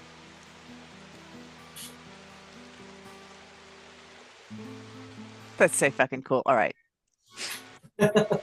Cool, glad you like it. I've been thinking about that one, and how to deliver it to you, but this was it. Cool. You wake up the next morning. Beverly just goes, I'm not posing for like a portrait, I'm just saying I got 2 charges now. Am I still not allowed to tune to the sword? Yeah, probably not. Okay. I'll leave it on the ship. Sets it down. So okay.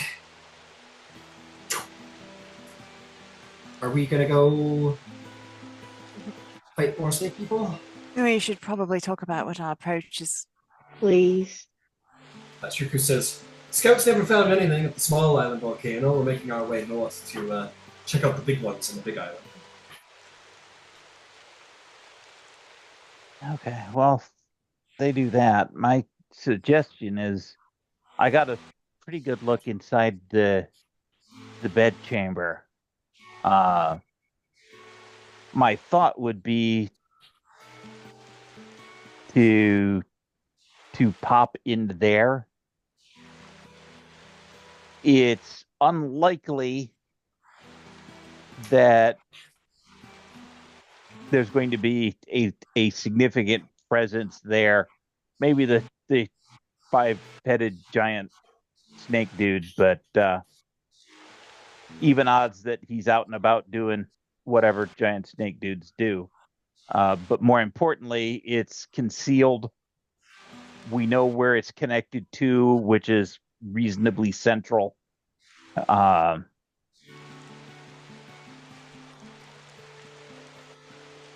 that's my thought. Only hitch in the plan that I can think of is that's the last place that they saw us, and they know that we were there. Yep. But where else do you want to go that we've been to?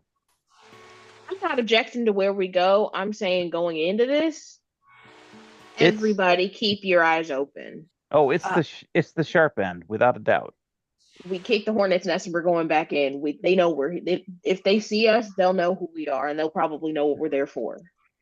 We're bringing a flamethrower. We'll take care of the hornet's nest. It's not a problem. I could scry on the green snaky dude. If you want the worst it. idea. Shirku says, now with great respect, green snaky dude will describe literally everyone in that entire place. Do you mean five-head one?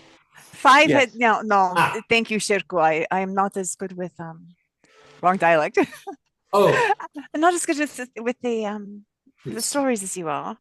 But yeah, no, the five-headed snake dude. That guy. I could give a little looky. A little peeky. A little peeky. That's super fantastic. All right, so yeah, she's going to take out her mirror and her little astrologer thingy doodaddy, and we're gonna scry. Okay. Scrying. Sorry. Yeah. Hey, you're a druid, not a bard. Focus. No, this is true. I am not a bard.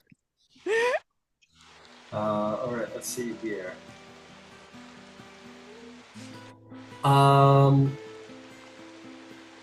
Okay. You portal in. You're gonna see.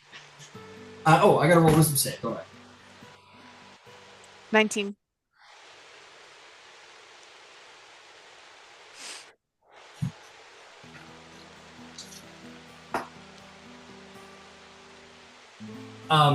Yeah, you see the guy come back.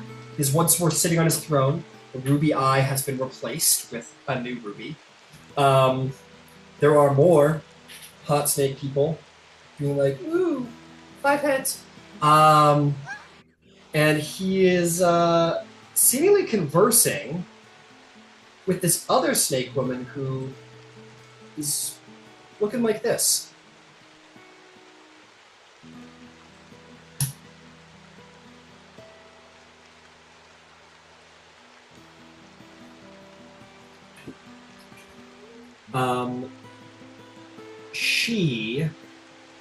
They are speaking, and you hear what they say. Ready?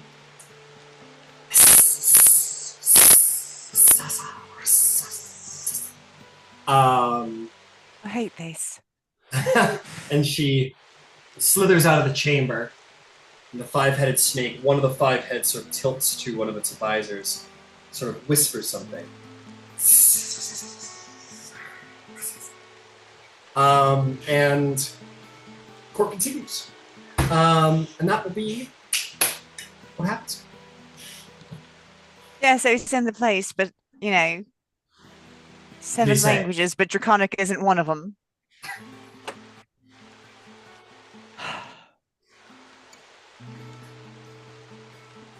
So Well, yeah, just no, I can tell you where he is, but no, absolutely no idea what he said because I don't speak Draconic. So, but he is there. There's more. Oh, there's a snake Sheila now. She has sort snake of a Sheila. yeah, she's sort of important looking. She has sort of a vibe to her, but like instead of a centaur, snaky on the bottom. I don't know where you'd put it, Shirku, honestly. A vibe, you said. It's too bad I don't speak the language. This could be a very fun infiltration, that's all I'm saying. Tremendously. Yeah, if either you or Beverly spoke the language, we could probably, but you don't. Drysrinn does. And Drysrinn can't pass, so There must be a way. I will look through the entire breadth of my paladin abilities and find a way.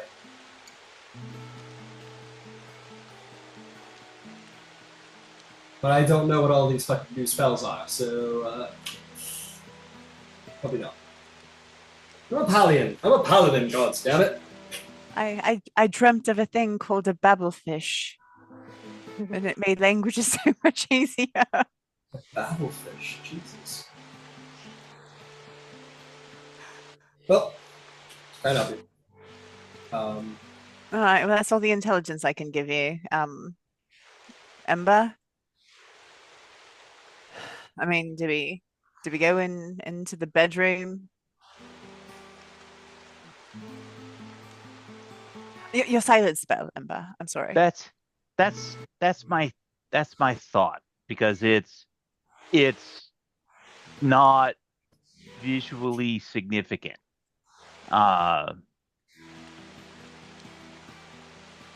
And since we know where and how it opens, we can make that entrance planned and percussive.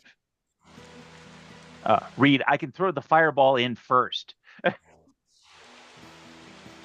Shuku says, or, hear me out. We wait till they're all asleep. He's laying there with all his hot concubines.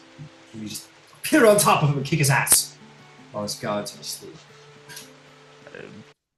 That's It's not the paladin way, but...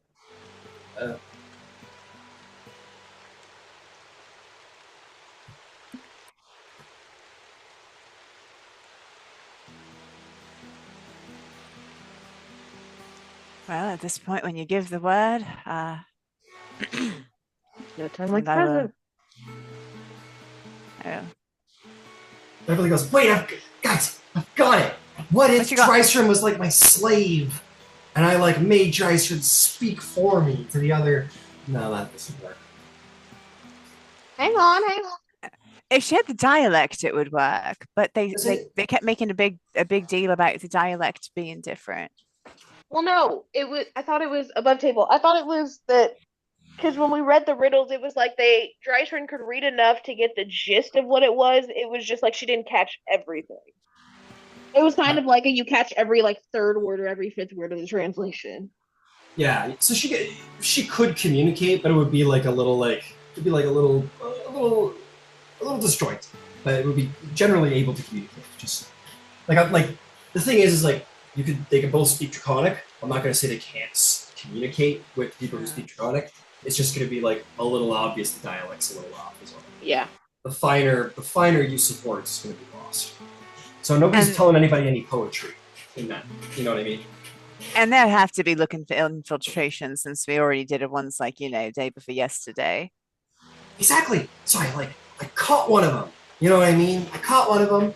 I could do like I could make a little like, here, look. And she kind of like thinks about it, and then there's like a little red scar appears across her face. She goes, look, see? I hurt my voice box. I can't speak. So I've got a slave to talk for me. I mean, it's not a bad idea. It's But not. again, if we can just get into the bedroom, do we need it? Right? Because we can already go into the place and just sneak up on them from behind. And more importantly, based on what I saw, there is a phenomenal amount of, and I will look at Sharku, loot in the bedroom. That is true. That is true. Uh, that is true. What I'm saying is the longer that we can go undetected, the better. Last time we had to fight our way through the front door and we got tired quickly.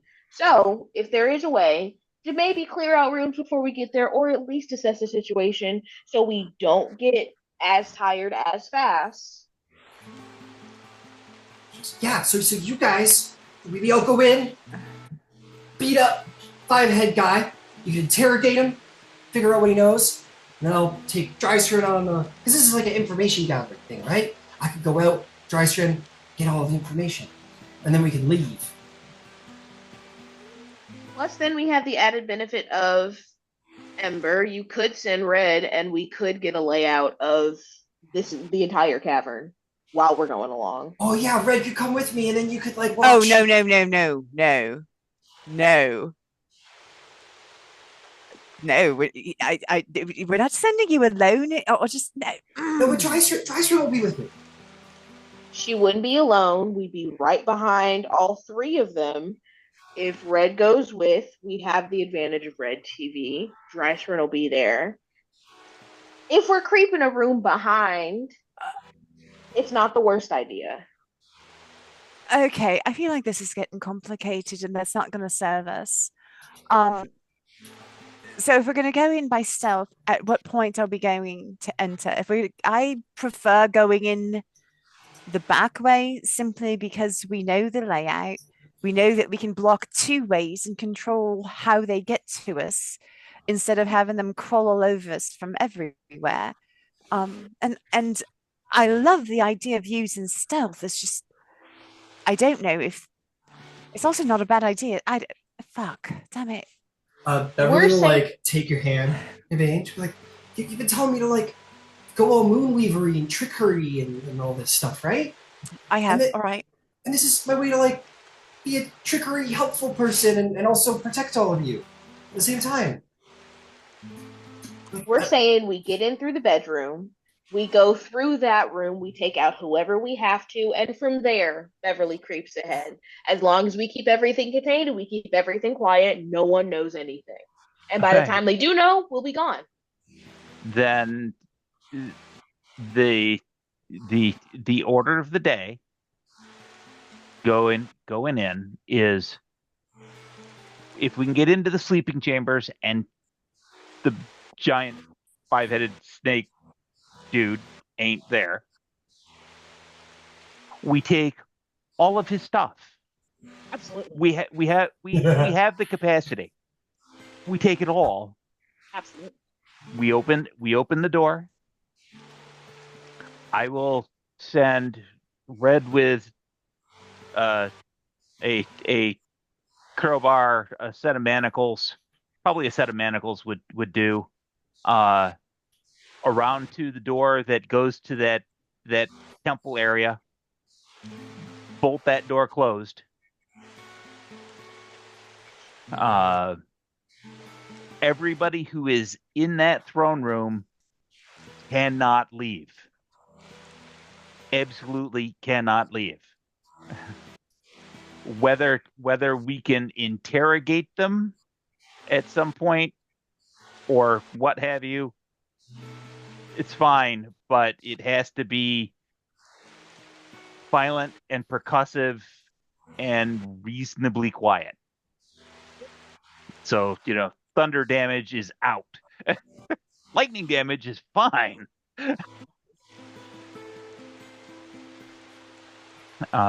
And we shut that down. At that point, we could leapfrog our way using Bev's idea as a tricksy piece.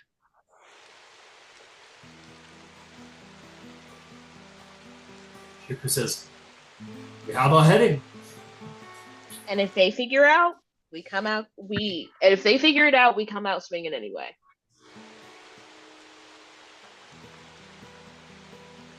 Just figure a choke point. At worst case, we fall back to the bedroom, because that will be a a choke point that we can defend, and then exfil. Shirku says, we could always have Beverly come out as like a alluring, new,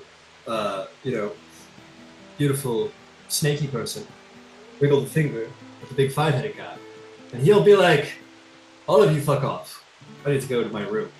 And then when he's in the room, beat the shit out of him. We could. I don't know. Is that something that you would feel comfortable trying to do, Bev? I mean, I gotta play the role. As long as I don't actually have to do anything, you know? No. No, of course not. Great, cool. So yeah, sure. It's a role. It's acting. I could do that. Because Shirku's like, okay, Beverly. I like that even more then. Turn in the most alluring snake lady or man. You can. Drysrinn? Can you teach Bev a single phrase? Sure, yeah. Are you coming or not? Shirku just laughs. that was Shirku. That came out of me. Yeah, and Drysrinn says like, okay, well, Shorman did teach me like how to say it, right? It's not fluid for me to say, so I gotta think about it. If I think about it, I can tell her what to. Yeah. So she's like, okay, just replace the I. She kind of like figures out the articulation in her head first, and then says a phrase to Beverly, and makes sure Beverly has it down. It doesn't take long. Beverly is very quick on picking up linguistic stuff and acting stuff. But yeah, she has it down pretty quickly.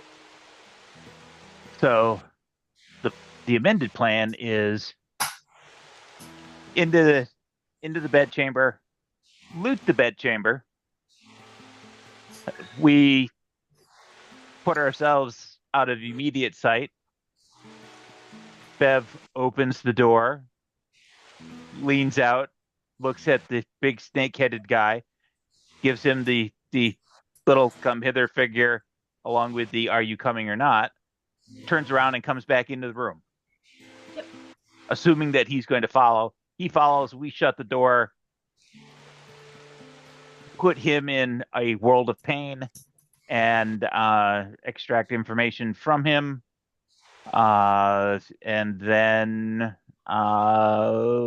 we'll amend the plan at that point. Yep. And Shirku says, and when everything goes to shit, we'll figure it out as we go. Yep. Make a plan. The plan will be screwed over by the opposition. A new plan will have to be formed on the fly. Everyone rally to Bev. She can get us out. Yep. All thumbs up. Okay, should I be like a sexy guy or a sexy girl? Snake. Which do you feel more comfortable in? What do you? More importantly, out of the True Bloods that were in the throne room to service Snaky Man, all the above. Snakes. Yeah.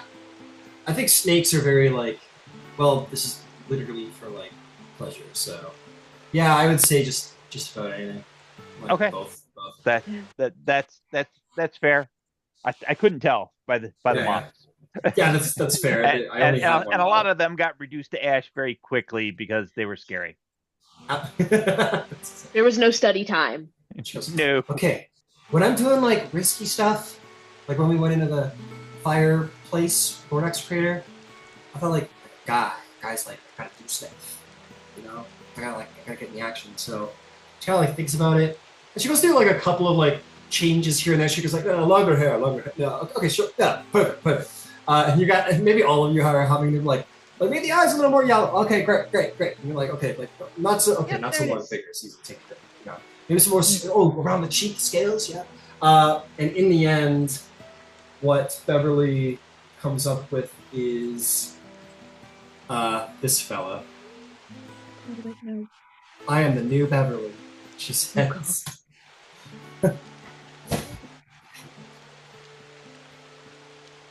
Oh, that's a crazy. good look. Yeah, no, that's fantastic. I figured I could put on some of the fancy clothes in his place. You know? That'll work. No, listen, if I liked evil snake people, I'd be into you. Okay. Sorry. All right, let's go.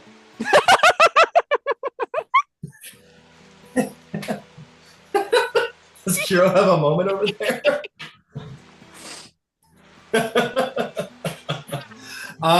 Okay. You guys ready? Ready for... And also, to myself, I was like, Amber's going to enjoy seeing this later. I'm going to get a text about it. Shirker goes, okay, Project Backdoor is on. Beverly will tip the hat.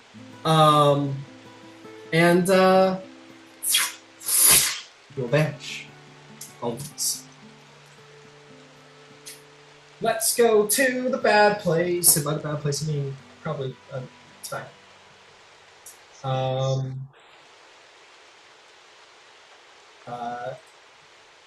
Let's go to the ruins of Thoscaris.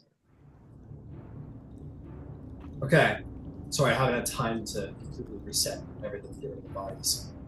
Not the bodies. Not the fucking buttons. I'm just gonna give it fucking everything. Go collect stuff from other rooms or whatever. But for the time being, you're appearing here. It is empty. The secret door is closed. And just pointing at the golds. I'm gonna you guys just start. I'll say Shirku just brought like a ton of just empty bags. You guys just start as quietly as you can start shoving the loot into these like burlap sacks. In the corner, Drysrinn's like holding a little towel up, and Beverly's like taking off clothes and grabbing one of the nice outfits from one of the hangers and just putting that on. And her and Drysrinn are like quietly speaking about like other phrases. Beverly's like, okay, how do I say like just you, baby, just you. Just wow. She's kind of giving more phrases for Beverly, and they're kind of like practicing with her little rehearsal in the corner. And you guys scoop everything in your bags. Okay.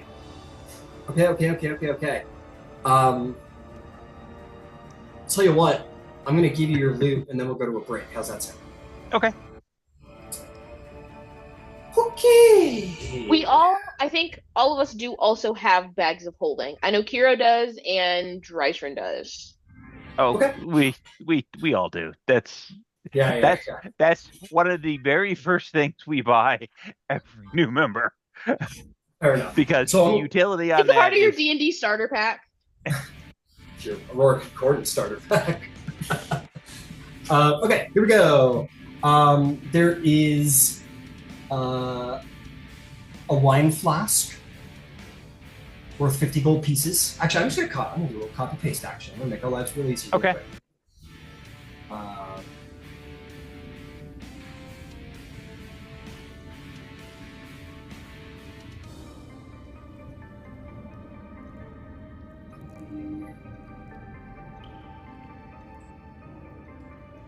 There we go. Okay, I need to do a little editing to this, but here it's on the way.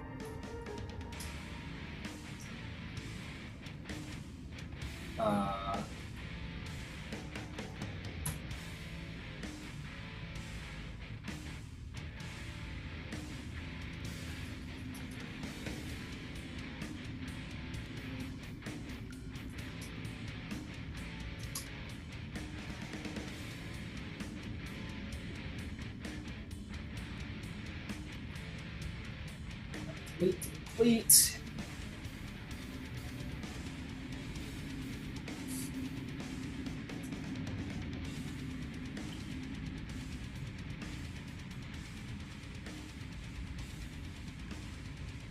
I can do that later.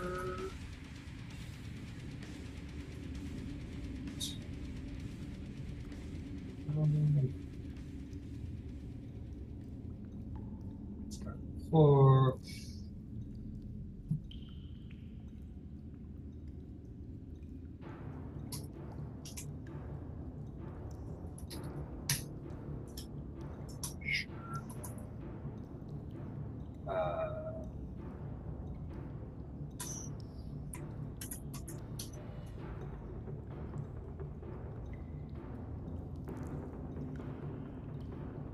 And that should do the job. Okay, Luke coming at you in the chat in 5, 4, 3, 2. That should be it.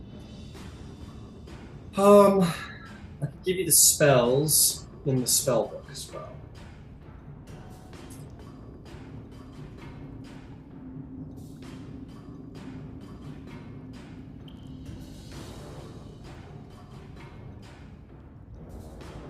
Spellbook spells are as follows, which I'm posting now as well.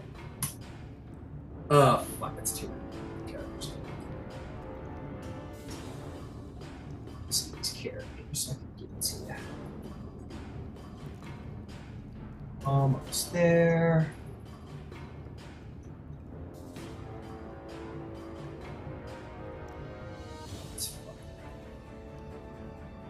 Oh, just enough. Okay, there we go.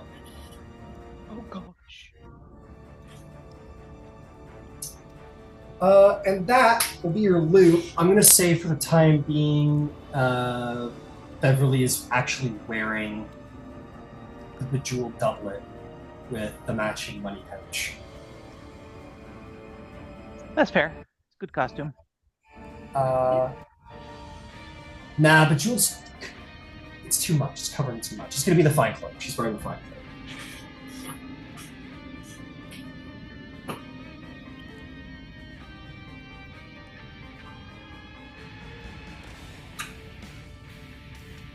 Cool. And it's about that time. So why don't we take our break, and when we come back, Operation Backdoor's on. Nice. So you got all your shit. She comes out looking good. It's time.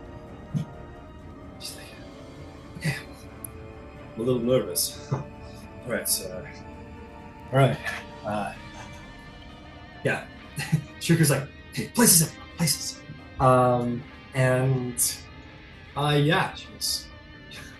yeah. Right before Bev yeah. walks out, Drysrinn will cast guidance on Bev. If Drysrinn has to pick, it'll be for charisma. No, it's just whatever's next. So that'll be very helpful. She goes, okay, thank you. All right, thanks a lot. She goes over the door. Looks back at all of you. Here, you guys, gives her the thumbs up. And she'll pull the lever. You guys don't really see what's going on, but you see her kind of like over the door frame. I'm gonna roll for it. Here we go. There comes the performance, which is exactly what this is.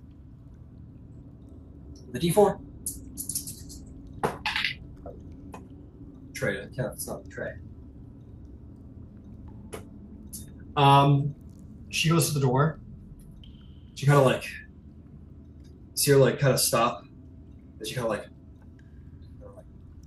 enters the thing, and then kind of walks out, and kind of puts her hand up on the door. You see her like put a leg out from under the robe. And you hear sort of something on the other side. Sword, on the other side. Beverly kind of comes wandering in and goes, like runs to the side and like grabs the spear and shield. And you see the hands sort of come around the side and the 5 snake heads come around looking for whatever's next, kind of slithers in, and she's like at the back of the room and kind of like starts making his way into the room, and she like throws the spear at him over on the shit.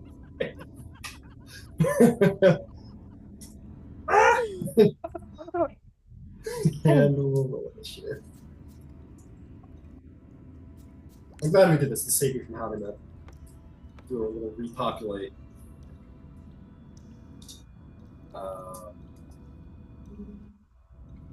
Yes, come over here, sexy hunk of snake.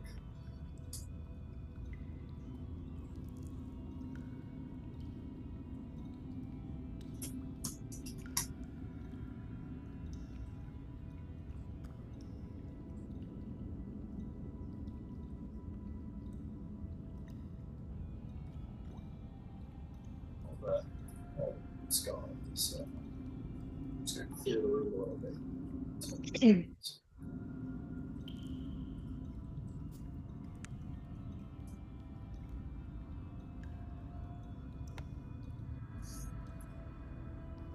Scared.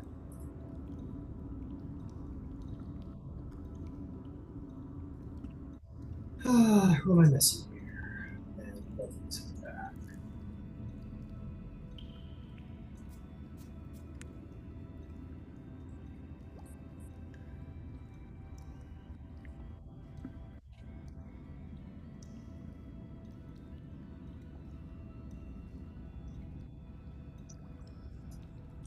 Okay. There.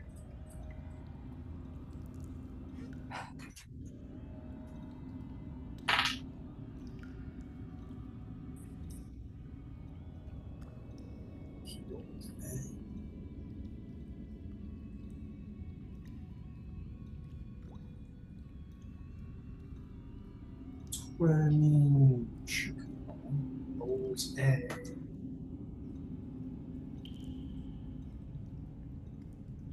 Damn, dude, how do you have such a good initiative? Definitely.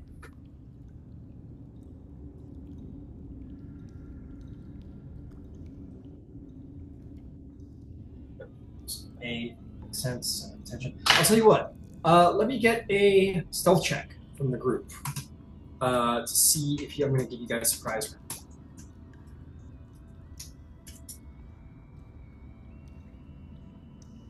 Count, such as deception, Shirkubarin. Actually works very well. We got 19 for Shirku. Who else? 17. 17. You I had a 15, and I think Ember had a 17. Yeah. Kiro? Drysrinn had an 11. Kiro got a 16. 16. This is all for stealth, just as a reminder. Yep. Okay. Calculating average. Unfortunately, the five-headed snake is quite receptive, and the average 15 of them cut. So no surprise round, but that doesn't mean the plan is foiled by any measure. Okay, now initiative unto itself. Who rolled a 20 plus?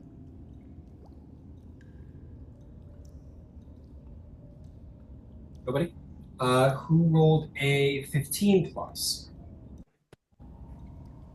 What'd you get, Yvain? 17. Nice. Who rolled a 10 plus? Kiro rolled a 14 and Drysrinn rolled a 10. Okay, what'd you get there, Ember? 7. Good. Okay, a little battle music and we're underway.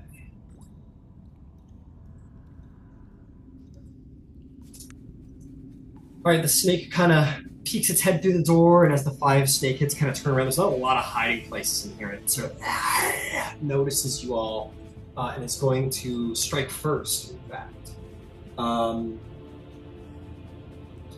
Let's do this.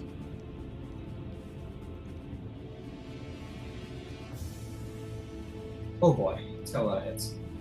The first thing it's going to do is say a word aloud. It's going to say Salam!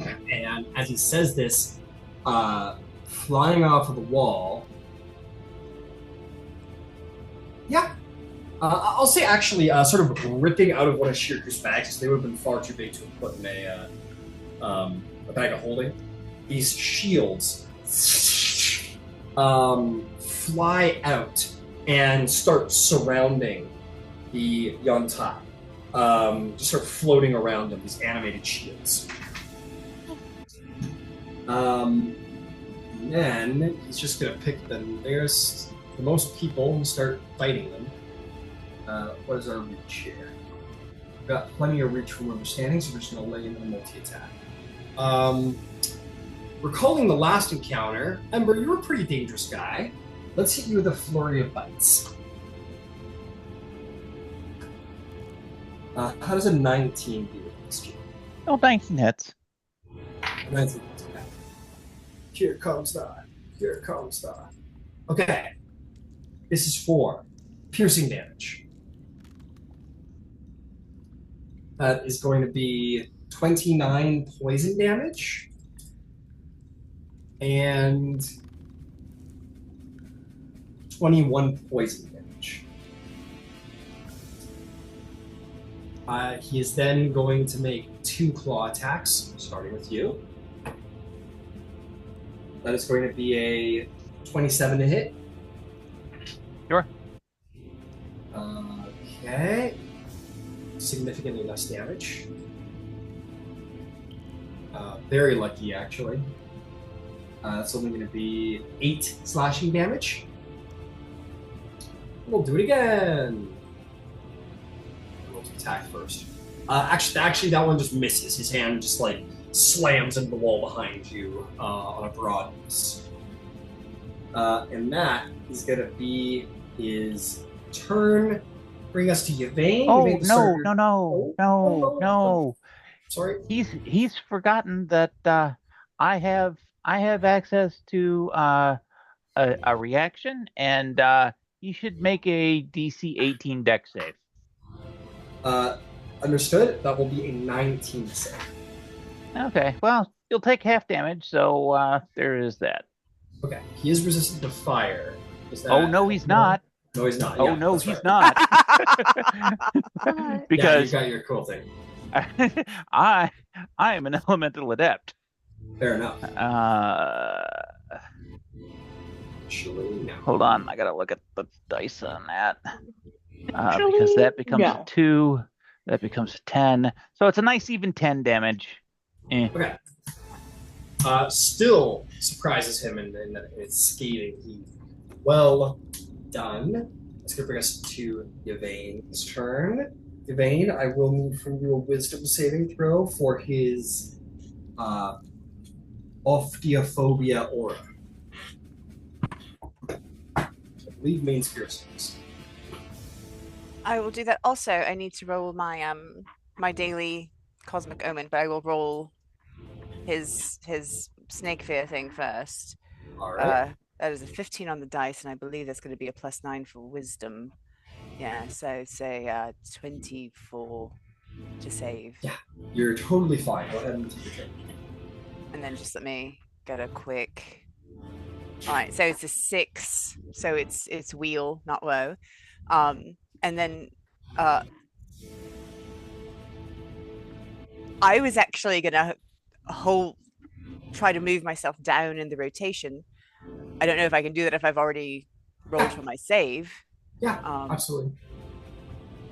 Yeah, put me in between Bev and Ember, please. Sure. And just so you know, because you saved, you're immune to this aura for 24 hours. Thank you. Cool. Bring us back around to the top. Shirku wants to prevent this guy from trying to make a break for it. It seems to be very important. There's much to consider. Indeed. The shields changed the game a little bit. Now, as a freedom paladin, he gets access to a whole load of spending that way.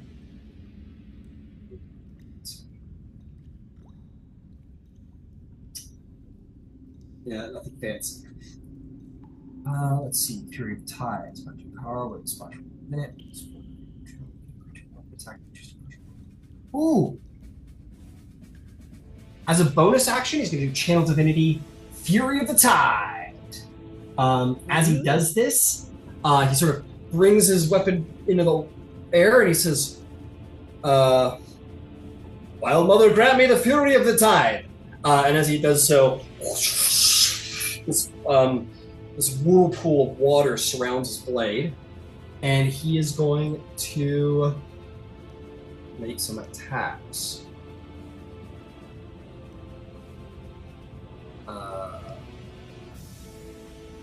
He's going to step over to here. He's going to make 2 attacks. One is going to be... What is there? Oh. Neither are going to hit. Not even close. He swings. The floating shields around him block the blows. This guy's AC is astoundingly high. That is going to bring us to Kiro's turn. Oh boy. Okay, we're gonna throw some things at a wall and we're gonna see what sticks. She is gonna try out her new weapon for the first time. How far away is she from the guy? You are 10 feet away. Perfect. That is perfect.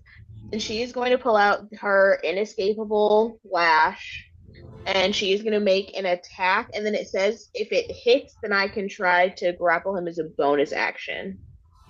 Okay. Make an attack roll. Go for it. Oh boy! Oh boy! Oh boy! Oh boy! Oh boy! It's 19 plus 8, which is 27. But I also crit on a 19. Because of the crit, you will hit. Oh no. Otherwise, it would have been a miss. At 20. Oh. Let me put it this way. There are 10 shields surrounding this guy. Whatever his AC is, that's +2 for each shield. To a +10 total bonus on top of the standard AC. Well, then it's a good thing that I like being annoying to Efreet. But yes, because of your crit, it will hit.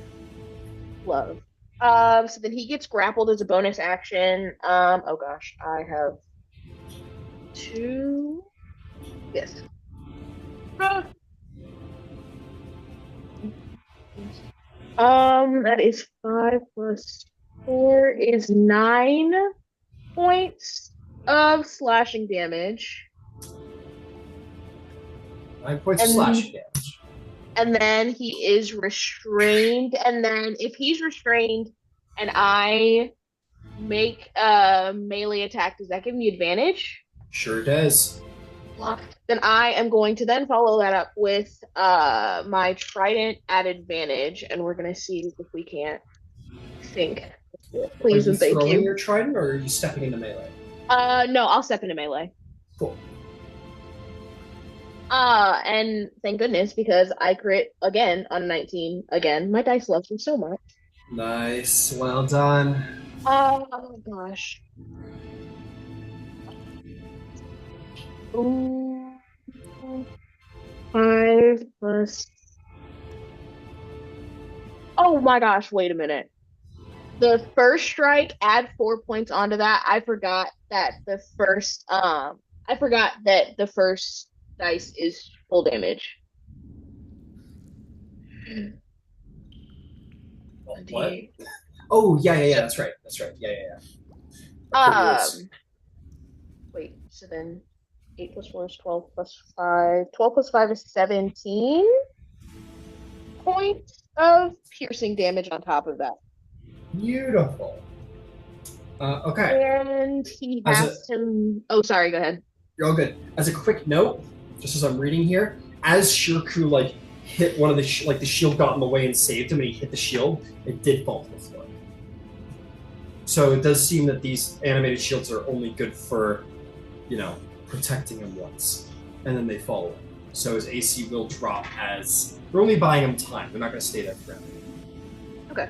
Yeah. So there's 2 shields down. Keep going. Sorry. Oh, 2. Okay, perfect. So then he is restrained. He also has to make a con save DC 16. or he is prone. He rolls a nat 20 on his con save.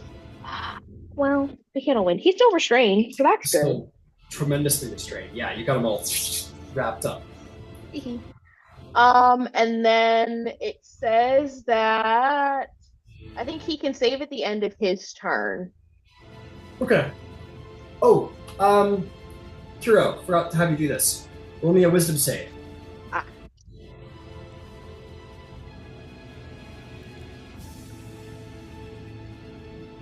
Say 19. 19.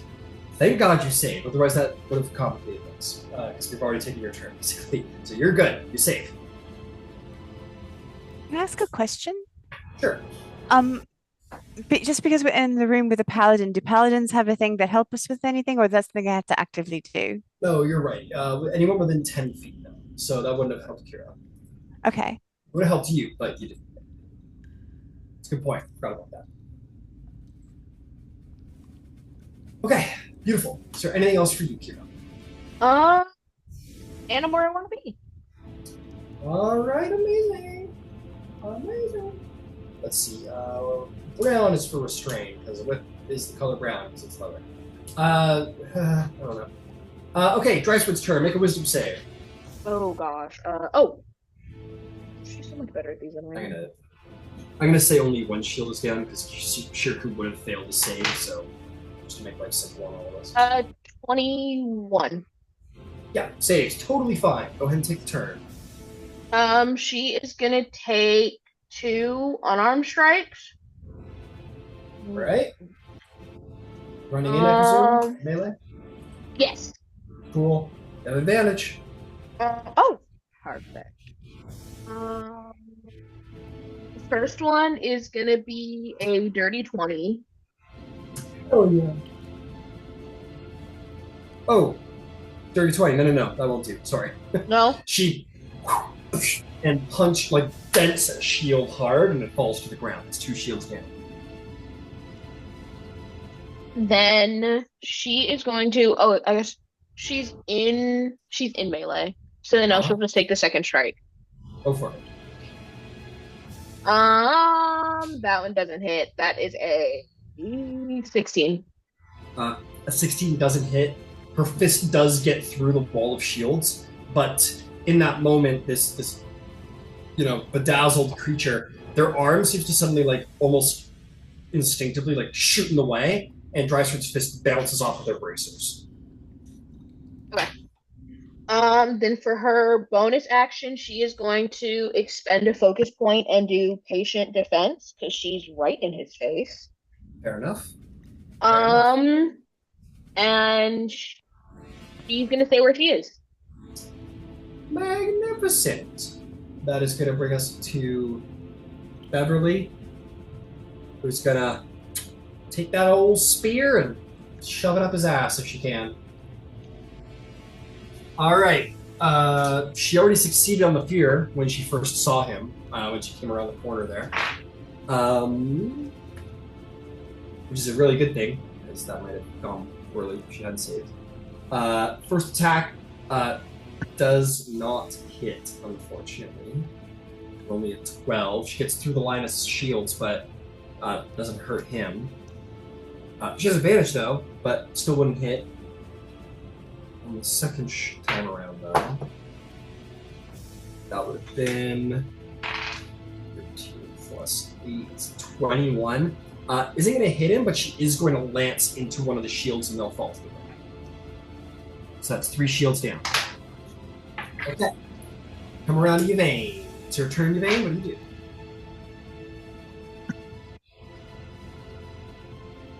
Well,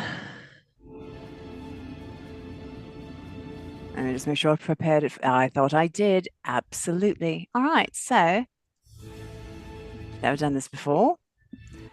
Dispel magic. Okay. On one of the shields?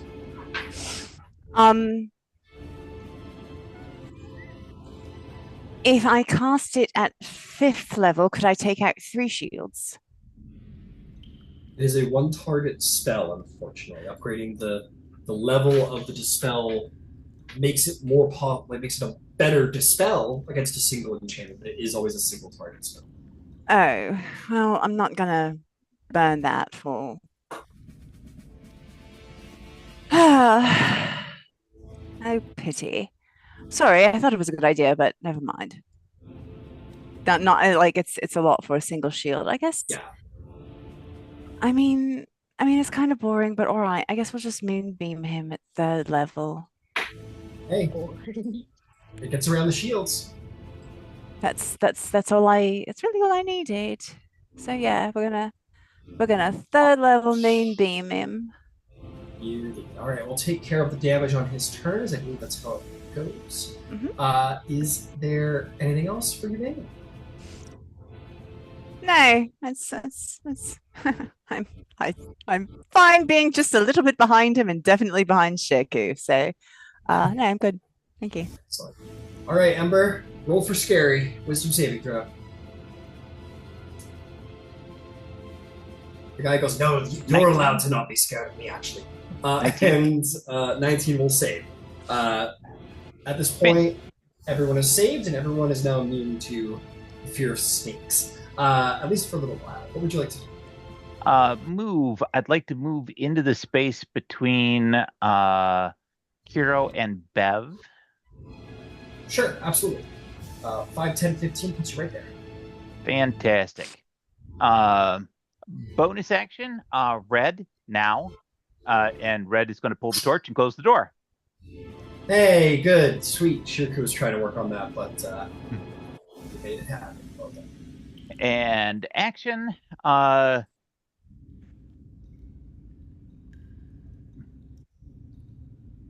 be bound in chains of fire.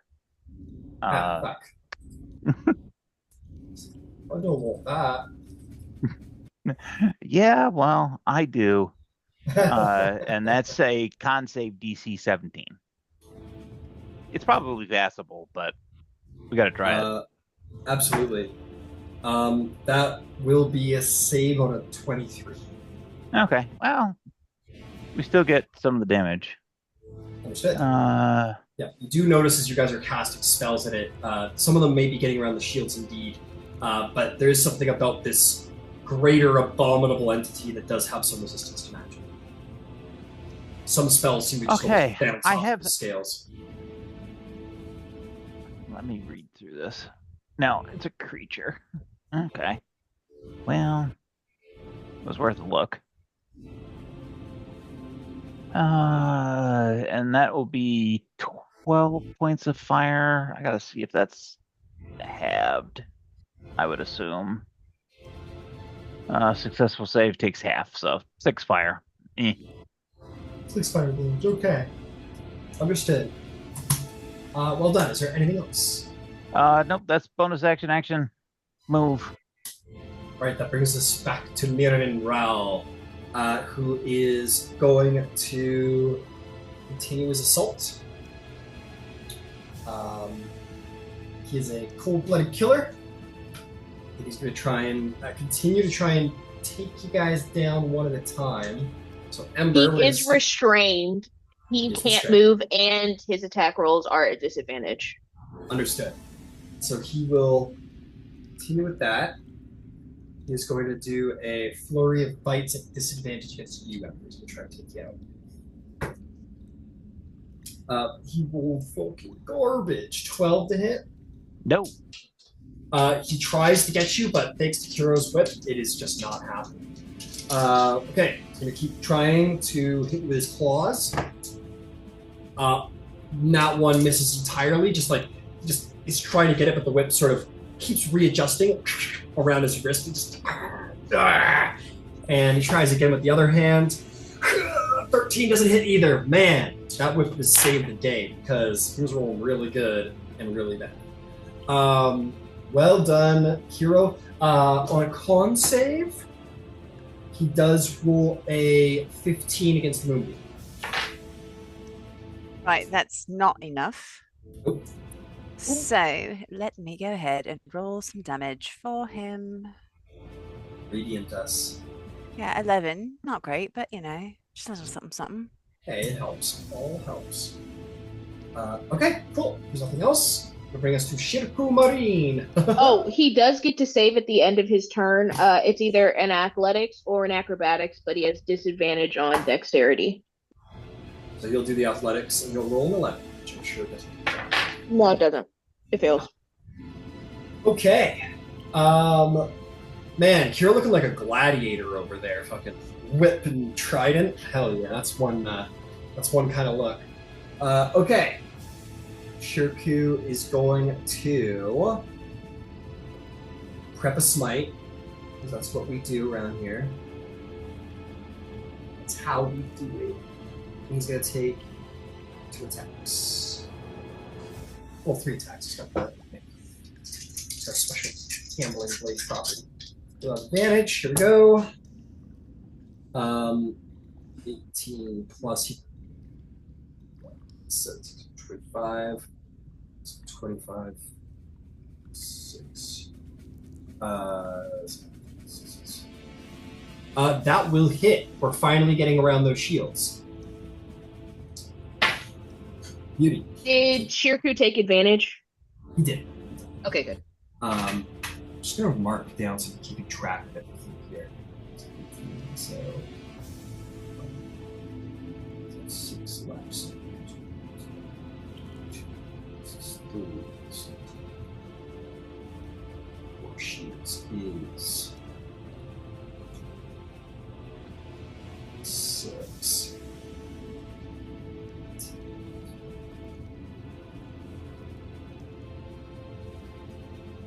It's fine. Yeah.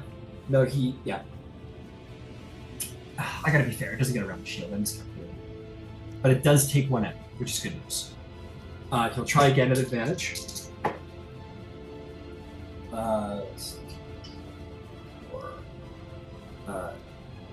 7. 24. Not going to get around the shield, but he takes 1 out. 3rd attack. And 7.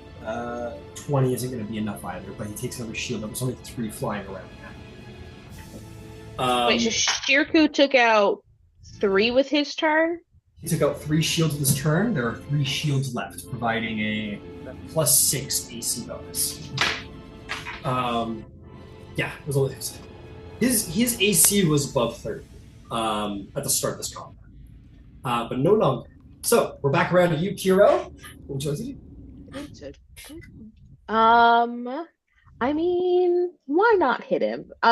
She's gonna take 2. She's gonna take 2 swings at the trident. We'll see what we are after this. Are they? No, they are at advantage. The first one's a 14, which I doubt makes it. A 14? No, it doesn't make it.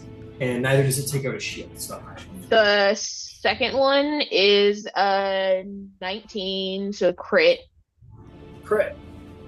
Doesn't matter. Hits. It's crit. Okay. Oh, it hits him? Yeah, it hits him. Crits are auto hits. Yeah. 8, 4, 12,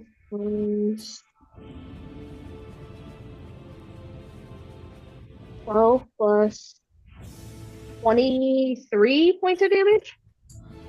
3 points of damage. Well done. Very good. And another con save DC 16. Is this magical? Mastery. It was the trident. Oh, okay. Yeah. He only rolls a 14. He's prone now too. On top of everything. I like being annoying. It's my favorite pastime. Fair enough. Is there anything else annoying you'd like to do? Bonus action? No. No. I'm good.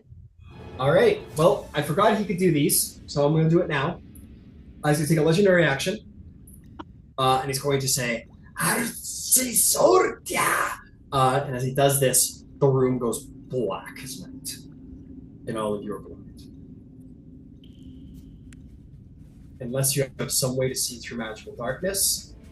Not that you know that. You are blind as a bat. Okay. We're on to Drysrinn's turn. Does Drysrinn have line of sight by chance? Monks sometimes do. She does not, so she is blind. Oh boy. Right, straight rolls because there's a lot of advantages and one disadvantage.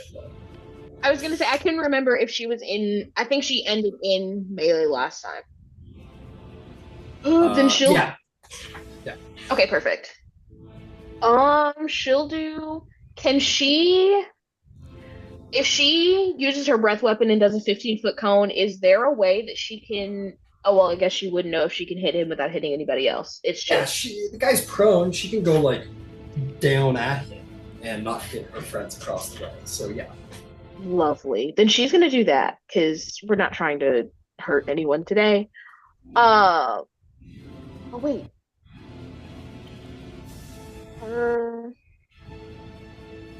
Is her breath weapon thunder damage? No, it is lightning damage. Okay, we're good. No, so then she'll use one of her channel divinities to do max thunder or lightning damage, and then she'll use one charge of her breath weapon. It's a DC 13 dex save. DC 13 dex save. Let's see here. Something. But he does have disadvantage because he is restrained, and I don't know if prone does it too. I don't know. Okay, yeah, I was just checking for that. Good job. Dex save. That's gonna be a 16 save. Slippery serpent. So he takes 10 points of lightning damage. Okay, understood. And then she'll try to hit him with an unarmed strike for her other attack. Beautiful. Straight roll. Okay. 8 plus 7 is 15. 15 will not hit, I'm afraid. I'm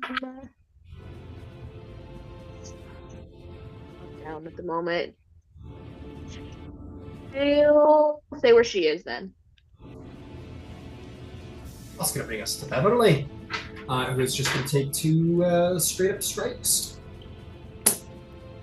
I need to give her at least mastery for speed. Life's hard enough as it is. What is Spear does sap. Disadvantage on next attack. One of these attacks is going to be a 24, which is going to meet it and beat it, the AC, so she's going to hit. The second one is only going to be a 9 plus 8, 8, 16, 17. It's only going to be a 17, which isn't going to hit or affect a shield. So she will get some damage in there.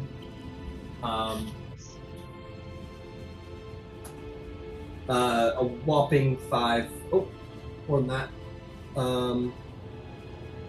6 points of piercing damage. All defense, that girl.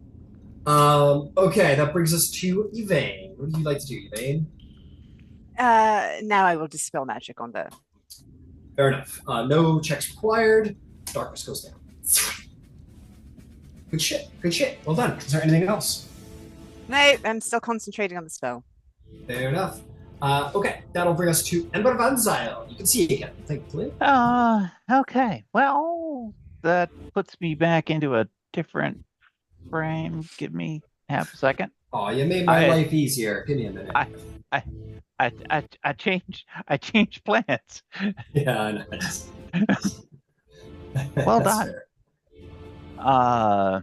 Well, in that case, action is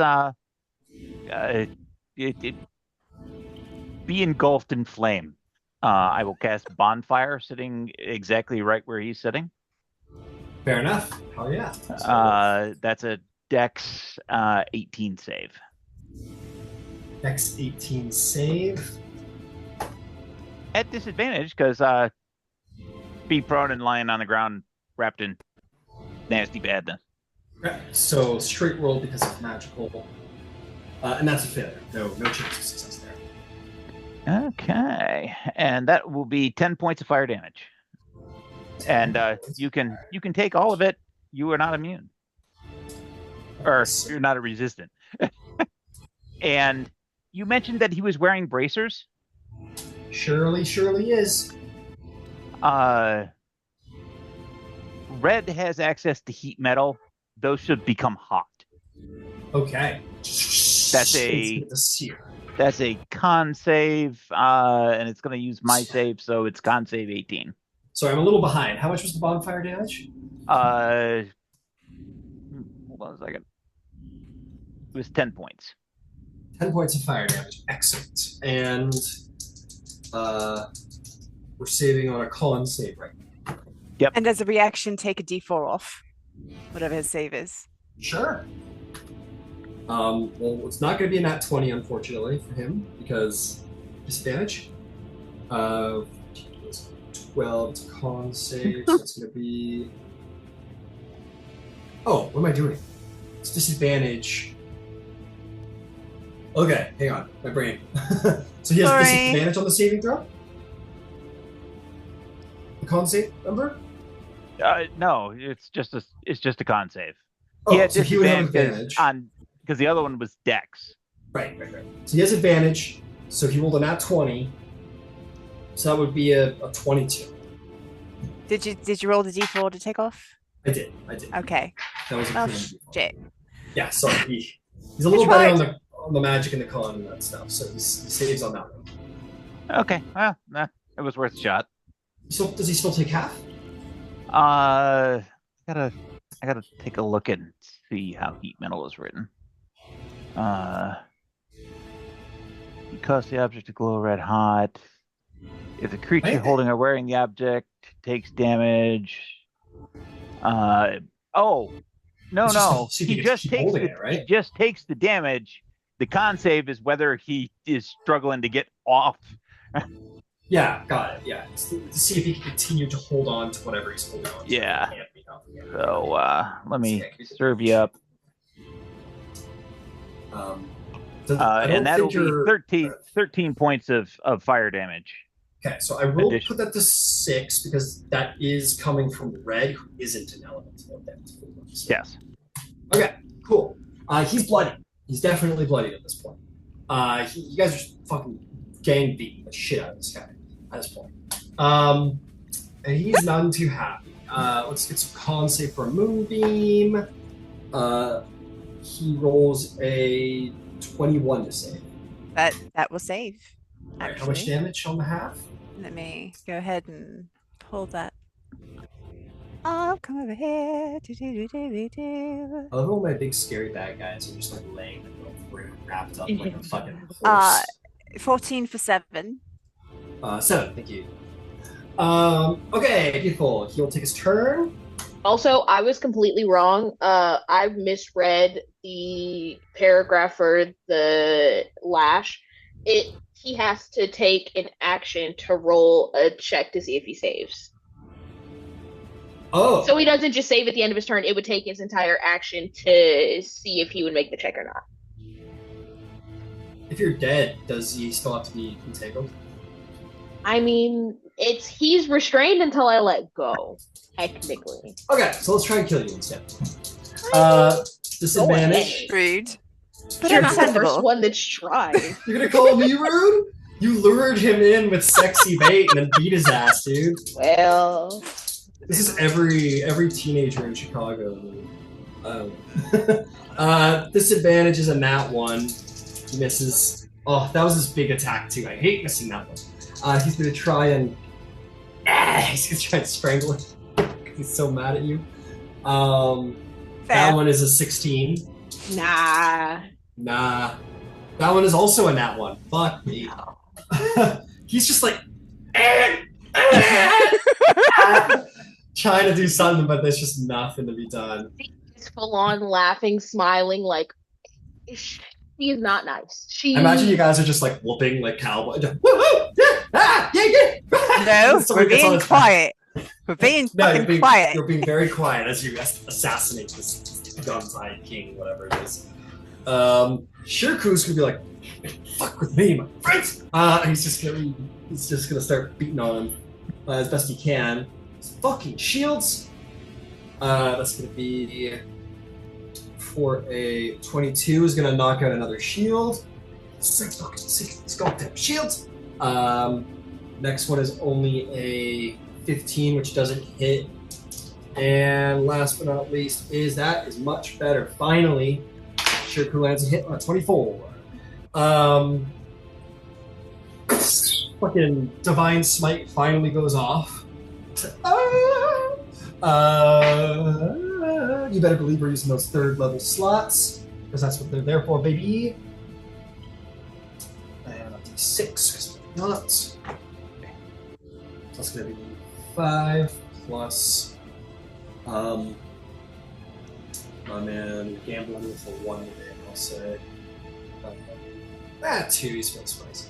So that's going to be 12 slashing plus 6, 5 is 11. That's going to be 21. Fucking hits the guy with the slang. Finally. As he does so, his weapon shoots out all this water, and it sends him like flying across the room right into Kiro's fist. Boom! Just fucking clotheslines him, and he lands exactly where he is. For if there is someone in the way of him sending this person, they're just going to take an additional 3 points of damage equal to his charisma. But fuck that. I'm going to say a d6 because he would have normally been sent 10 feet, so we call it like fall, basically. So he'll take the same exact amount of damage as I just said, 3 damage. Good job, Brain, for complicated things. Legendary action. He's gonna. Oh, understand the language here. He's gonna take a. No, you wouldn't understand. Drysrinn kind of sorta does. Yeah, Drysrinn does, but Drysrinn isn't holding the fucking annoying whip. No, he's going to use his legendary action to cast. Fuck it, let's burn some spell. Yeah, for burn. Let's. If you got him smoking, baby, you know, cast another darkness. Yeah.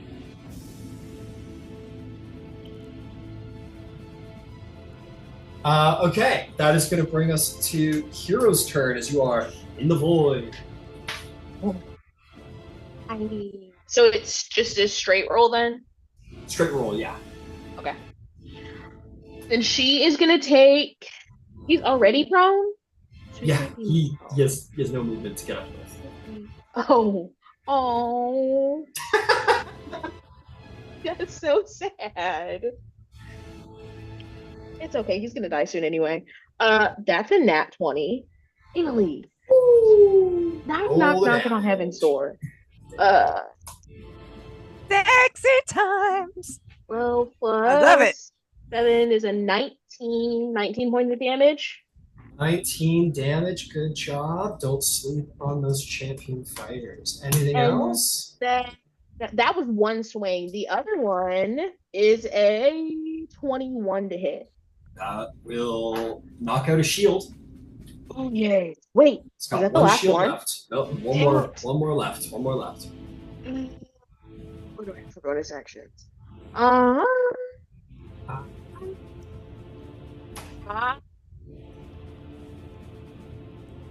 No thing, I do not think. Nope, I'm good. All right, it's pummeling time. Drysrinn, what's you up to? That has to suck. That is being between a rock and a hard place. That. You know that It'll one be like little anime clip where the guy's just like there's two guys just fucking punching the guy from both sides, just like ricochet. It's like this is like Iron Man getting beat on by Bucky and Captain America. That's what this is. Listen, I loved that movie. Oh, Winter Soldier, fucking Civil War. Hell yeah. So the first. Well, go ahead. No, it's your turn. I just had an analogy that I liked that was inspired by Ryan's and similar. Okay, I'll so say it afterwards. The first one is an 18 to hit. An 18 knocks out the last shield. Oh my gosh, that makes this last part so much better because the second hit's a nat 20. Roll damage. Let's go. I've now criticized two different characters. Oh, that's fun. Wait, This might just do it. This might just do it. Wait, history is 11. Oh, another D8. I've never crit as a cleric monk. I'm just trying to make sure that I didn't miss anything. No, okay. No, there's no special crit stuff for monks or clerics. Perfect. Plus 11 plus 7 is 18 points of damage. Oh. And if that doesn't kill him, then we're gonna spend a focus point to stunning strike. Make this as miserable as humanly possible, I suppose. That's a failure. And now, well, the darkness goes out as stun is considered incapacitated. Action bonus. Nope, she had set out to do all the. Oh wait, no. Nope, that was both hits.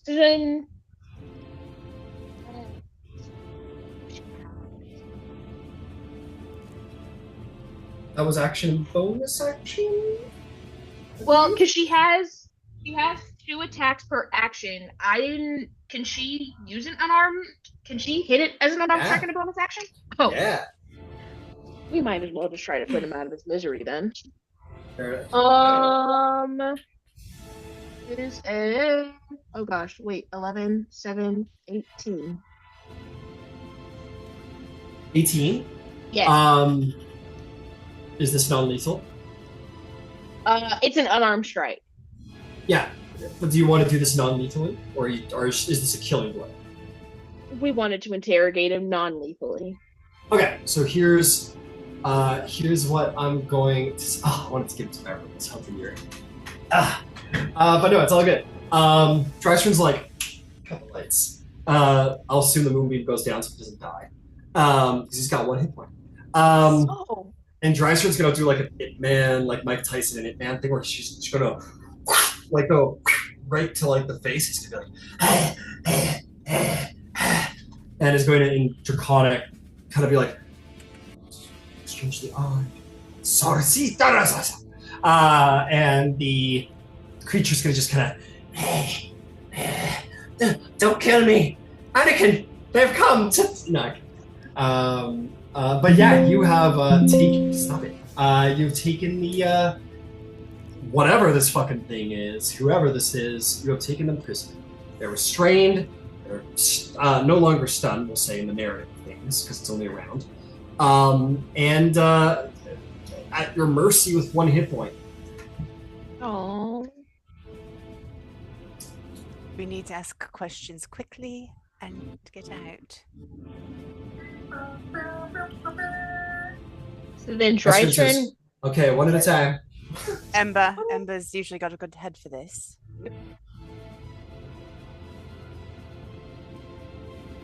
Hero will actually. I was gonna say she'll have the lash, but she'll kind of keep her trident trained right above his head because 1 hit point is delicate. Yeah, you got him. Say, where's the whip? He is going to say. Let's see. It says, oh, now I gotta pull my phone down. It says, championed. The champion, Captain Salvron, goes forth with, I'll give you the name of it too. He's got it.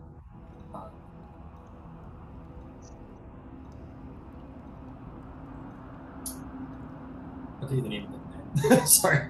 Keep going. What's the captain's destination? He's going to say, I'll tell you what, we have a second. I pull up this lore doc. I'm going to be able to answer your questions, or you'll be able to interrogate me way better when I have this open. No worries. He says, goes forth with a lash of shadows. He identifies as a lash of shadows. Or Drysrinn does. He hisses some really cool word, I'm sure. What was the second question? What's the captain's destination? Where's he going? The creature hisses and Drysrinn says, he's saying this weird word. He's saying, where Friel de Vrukria, which means the harvest of night, is going to perform. It's an ancient. He's using the word for tactic and religious rite interchangeably.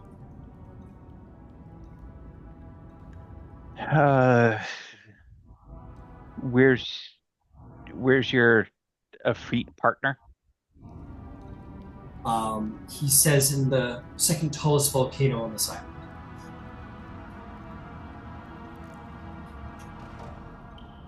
Or she, I guess. I don't know necessarily. It's a snake.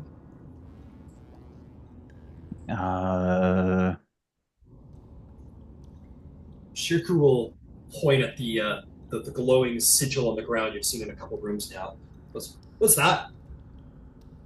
Thing hisses as Drysrinn relays and says, they're teleporters that lead to different parts of the, what he's calling it the Fane, this place.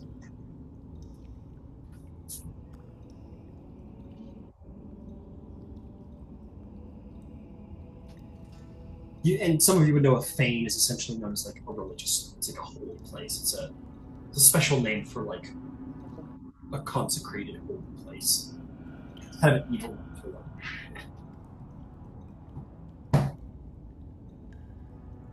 He said they're teleporters for inside this facility. Like Drysrinn said, he would say he would use it to get from like here to his throne room to his harem and a couple other places around. Can you get to the room with the alchemical things? Do you remember when I was talking? They had those large tins and they were measuring things. And what was that anyway? Drysrinn would relay, there isn't a teleporter in that room. Teleporters are in that room, at the other three places he mentioned, and there's also one at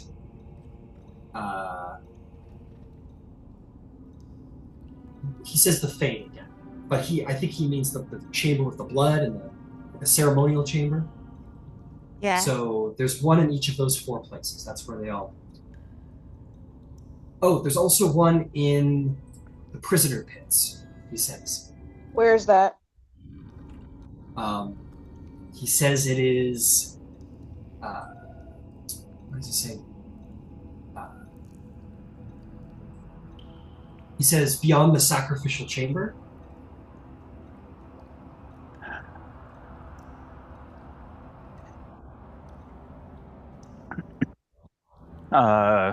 Okay, well, the follow-on question to all of those are, how does it work? Oh, that's how it works.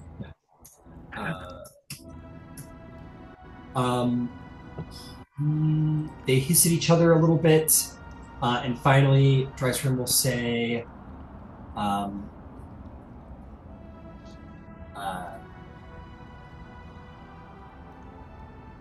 let's see. Drysrinn will sort of shake her. Is she proficient in Arcana, Kira? Drysrinn? I don't think so. No. Shakes her head and says he's explaining some kind of arcane mumbo jumbo. It's really hard to translate, and I can't make heads or tails. I think you have to be some kind of wizard to get through, or at least know how to magic works anyway. Okay. I might have to fuss with it and try to figure it out. Uh, what's this consumptive dark rite thing? Shiriku's like, oh, glad you asked. It's killing me. Um, the creature asks for clarification. Drysrinn gives clarification. Basically saying like we want to know how they make more circuit code, right? No, What whatever do you mean? the champion was off to do. Oh, okay. And she'll translate that. Uh, that is very fun. Be very excited to tell you. Begins to hiss at Drysrinn for a length of time. Nothing too long, but clearly it's a little bit more involved than the other questions, yes or no, so on and so forth. She blinks a couple of times. She says, it's a mass. She's explaining it's basically like a mass assassination and infiltration, where they'll poison and assassinate heads of governance and state and replace them with infiltrators, Yontai infiltrators. He's sort of gloating about how not even he knows the will of Zalvron and where he will perform this, but he intends to perform it on some coastal city. Fantastic. He says this. All he knows is that the ship was heading south when it left the Isles. Drysdale will go, okay, well, that's good. At least it's not going to Oman. Then the follow-on question of how they make more of them, the blood ritual. That was coming. It was just an order of priority stack. Absolutely, fair enough. Okay, this one has quite the explanation. One I am very excited to get. Drysrinn, looking a little sickened as she explains it, will explain the rite as it is explained. It says, once every 7 days, the serpent folk gather in the fane, the ceremonial chamber, where they perform this ritual, which takes place over the course of an entire night. During the ritual, they ignite incenses on the wall sconces. He's saying someone named Fenthaza, I guess the high priest here, whoever that is. Maybe it's your Sheila, as you call her. I don't know. Basically, a whole bunch of Yontai gather in the central chamber, and she preaches from the top about Zahir, the night serpent. At a certain point, the fever pitch of the evening, as he's saying, fever pitch, she joins in the revelers, and they basically bathe in the blood pool and feast on their prisoners before returning to bed and their usual routines. And occasionally they will take a human prisoner and transform them into what they're called the purebloods. How it works is that the prisoner must bathe in the snake blood of sacrificial ritual victims while under the influence of the temple drug. So it's not just prisoner victims, but snake blood. So they fill the pool with snake blood and have this person bathe there, and then they're transformed. But it leaves them incredibly exhausted, and they shed their old skins and become purebloods. The survivors of this process are taken to a nest to recuperate. They throw them in the snake pit, they say. That's how it works. That's what he said. Once a week. When's the next time the ceremony happens?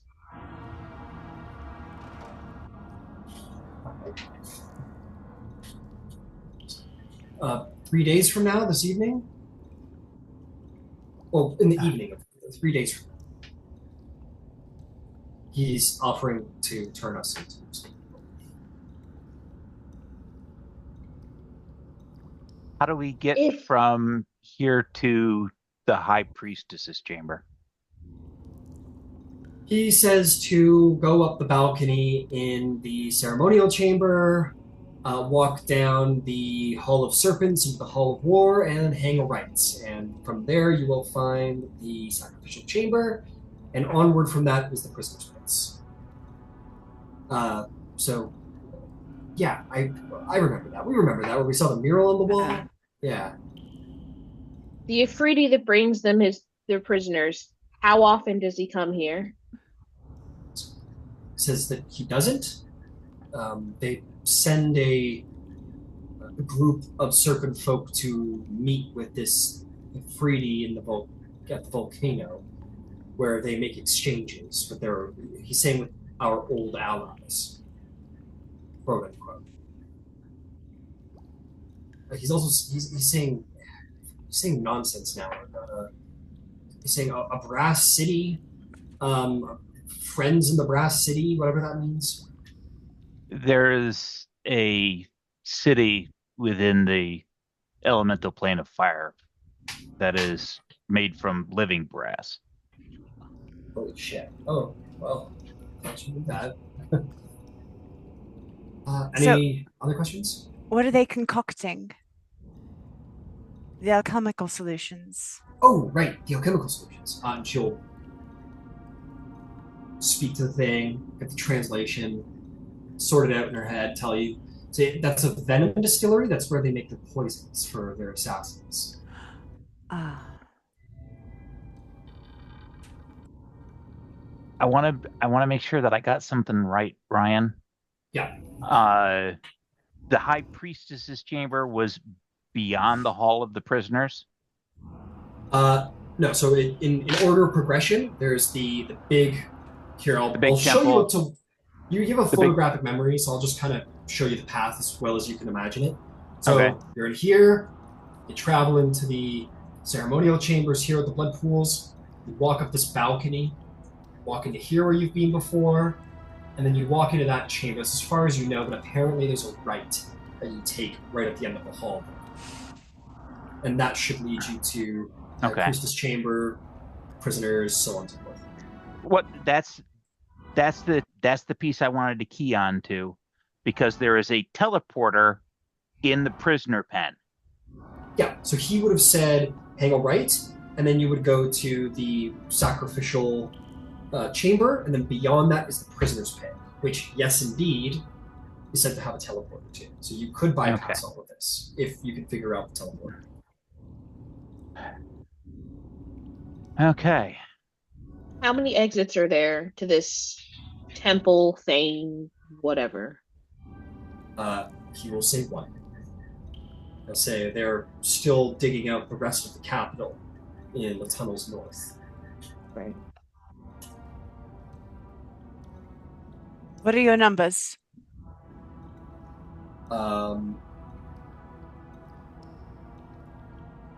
He'll say he's saying hundreds.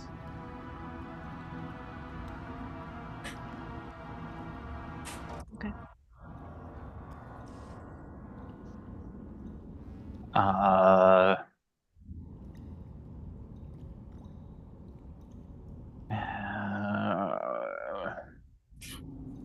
I will ask a question in a language I don't know if anybody here speaks. Okay. But I doubt he does. Okay. If anybody here happens to speak halfling, I will ask the question, what do we want to do with him?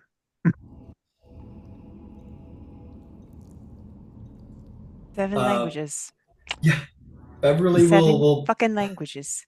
Beverly will speak in Elvish and be like, what? She'll say what in Elvish. Drysrinn will respond in Elvish, I don't know. Devaine's like, Ember doesn't speak Elvish. No. Then I'll just say in common, choke him out. Oh. Which one? I can do you. I'll do you one better. And Kira will she'll take the trident straight up and just. You taking him out? Take him out. Oh, yeah. All right. Oh yeah. And you take that 1 hit point to town, and it is done. I feel better. Yvain wants his venom. I'm sorry. Everybody's like, oh god, okay, I'm gonna dry straight, ready to go. It's like, yep. Hold on. Let me take a look while Yvain's doing her thing. We take a look at this teleporter and see if we can't end around some of this bad. Fair enough. Okay. Anyone who would like to try and figure out the teleporter must be proficient in Arcana to start. I am. And I will need an Arcana check.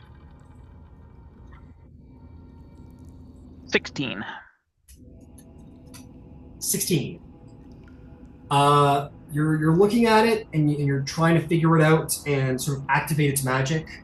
And you turn it on, but before you can like get the sequence quite right to send you to one of the 5 places, Ember just goes poof, and is going to go in a random direction, which I will roll now.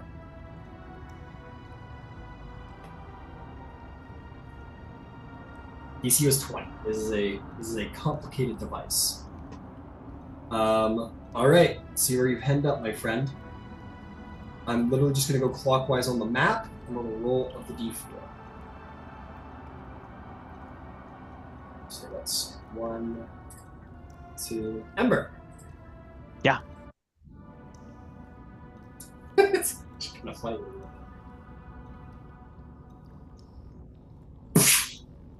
You just appear in the middle of the fane, the empty fane where nobody is, just sort of on this like where you were told that the high priestess sort of conducts the speakings of Zahir, and nobody's here. Nobody's in, and you're just kind of at this sort of high priestess sort of speaking podium.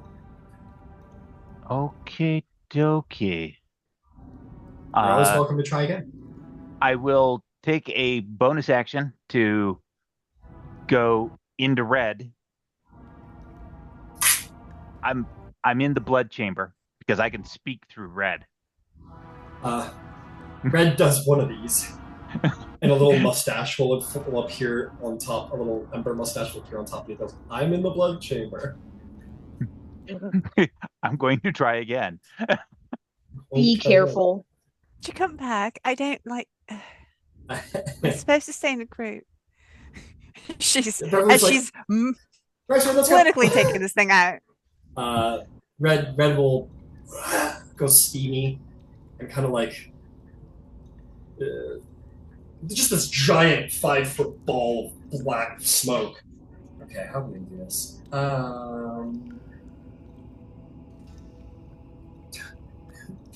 Okay. Follow us. Give us a little element. I don't know. And Red just kind of goes down on the floor and will just kind of like follow their feet as if they're like making smoke as they walk. And Beverly will be like, "All right, go, slave." I'm so sorry. I'm just practicing. I apologize. And Drysrinn and Red and Beverly will proceed out the secret door, and nobody's in here, which is good news. And the door opens, and you're going to see them kind of come into the chamber. Beverly, go.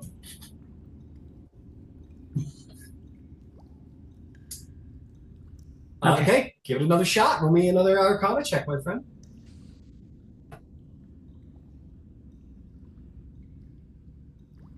That's better. 27. That is going to do the job. All right, at this point, you align the sigil sequence. You turn on just the same way, but this time you're ready. You were kind of like caught off guard about how fast the like, where do you want to go thing came up, and before you can make a choice while you were trying to comprehend it. But this time, you're ready. Prisoner pits, you sort of mentally put forth. We're going to appear right here. Yeah. I'm going to turn it this way so I'm not spoiling any surprises. Ah, fuck, I spoiled some surprises. Okay, here we go. You appear in this room. Let me tell you all about it. There's an iron portcullis that seals this chamber shut. No sign of a lever. The stench of sweat fills this humid air. You hear muffled sobs and moans rising from 4 pits within the circular iron grates in the center of the chamber. A chain is hooked to each grate that stretches over a pulley bolted to the ceiling and coils around an iron winch set into the nearby wall. Iron manacles dangle from hooks on the south wall, and to the north, where you are standing, on top of the faintly glowing stone teleport, and the serpent symbol within. So, welcome to the jungle. I will flash back out to Red and say, there are prisoners in cages, pits in the floor. They're in kind of wretched shape by the sounds.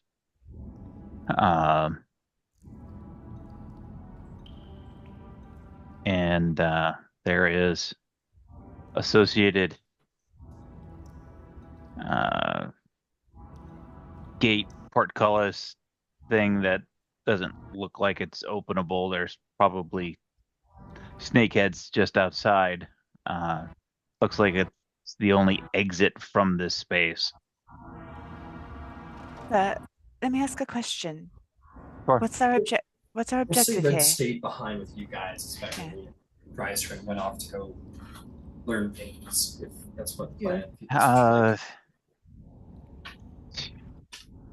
Hold on. So you left Yvain and Shirku alone in the room, and then we've split up into 3 different parties. No, so Kiro, Shirku, and Yvain, yes, because Yvain's harvesting the sack. So Drysrinn and Bev went to the next chamber. Yeah, Drysrinn and Beverly went to the next chamber. I said Red went with, but like, if you guys would prefer Red to stay as a communication with Ember, I don't care. And then Drysrinn and Beverly can fly solo. Well, double. But yeah, we'll say that they left the chamber. So yeah, you're in 3 groups. Let me see about getting back to the throne room. Now that I've got, can we all meet? Kind of got a handle onto this. Do you speak aloud, Ember, to speak through Red? No, it's a telepathic link.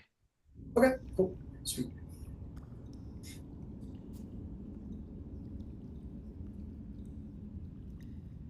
Unlike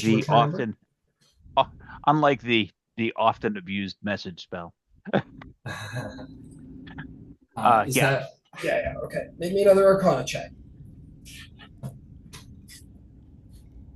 25. Yep. Once more, you activate it well, and if you should return back to private quarters, you do.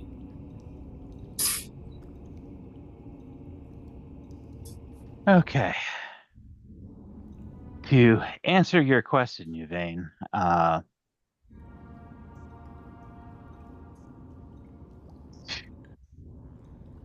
I'm torn, to be perfectly honest with you. Can we all meet? Can we get everyone in one place, please?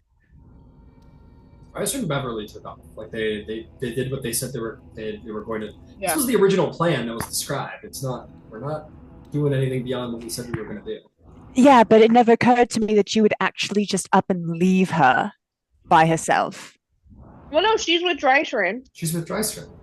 This is the original plan you guys all made on the boat. This is yeah. What we you guys said plan... you wanted to do. No, I planned for stopping and. I just didn't realize we were going in 3 different directions. I didn't realize there was ever an intention of splitting the party into 3 places. We only ended up in 3 places because I gooned something and then I wanted to see. If you don't want to grab the poison sack from the one that we just took down, we could catch up to them because our plan was to be a room away from them, so they haven't technically left the other room. Okay. They left early to catch up with Ember because he said he was in the main ceremony. chamber. So we're like, okay, we don't want them alone. So they're So then we hanging need out. As far as you know, the last time you saw them, they were in the ceremony chamber. then we need to go and catch up with them. It's all good. This is part of D&D. This is sometimes things don't go well. It's okay. Nobody's dead. We're all good.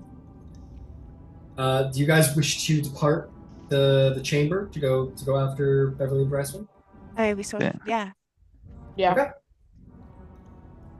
All right. And then if we are together before we get into a chamber where there are ears that are not our own, Hero will kind of look at Ember and say, "Can Red catch up to him?" Red can keep up with them and travel with. That's fine. I'd still do that, just so that we have a way of talking to them and they have a way of talking to us. You guys are gonna get there.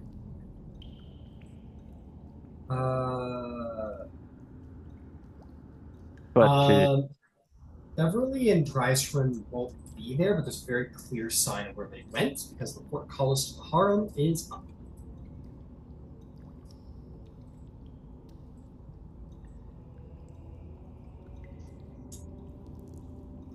Now, I will have you roll a stealth check if you want. For Red, if you want to send Red in after. Yeah, Red's yeah. a giant cloud of smoke, not necessarily invisible. Well, I'll have him latch on as a hand. He can, if Bev is still wearing the fancy cloak, he can just hold on to the the back of the belt. Sure. Okay, cool. Maybe that's stealth check then, to go in after and kind of get to this position. Extras, Red. Oh, fucking Red. Well, I rolled a 2 to give me a 6. Okay. Are you going to be looking through Red's eyes? Yeah. Okay. I'm going to go put some people in position here.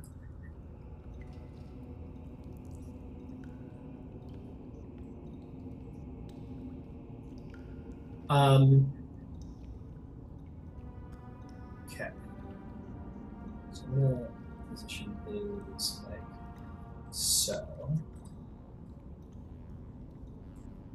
Gonna just check to make sure.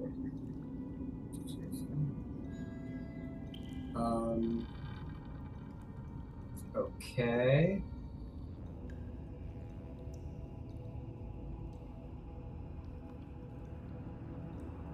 Okay. Magnificent. Red starts to head in. Red is going to is going in smoke mode or is going in as a hand trying to going in as a hand. Okay, it's going in as a hand. On an 8, kind of roils up.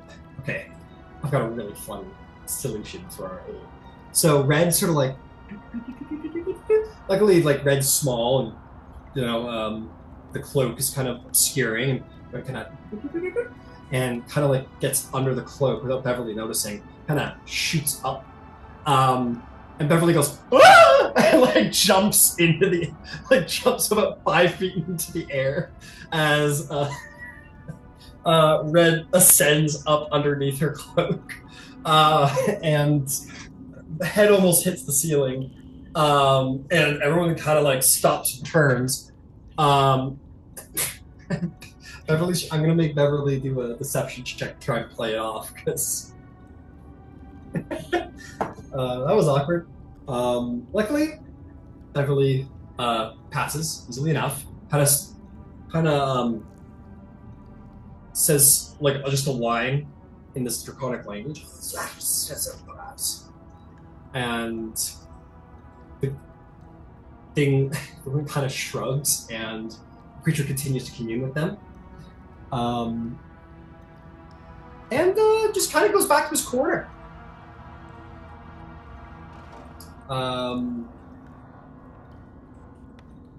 You see Drysrinn and Beverly going to go to a corner.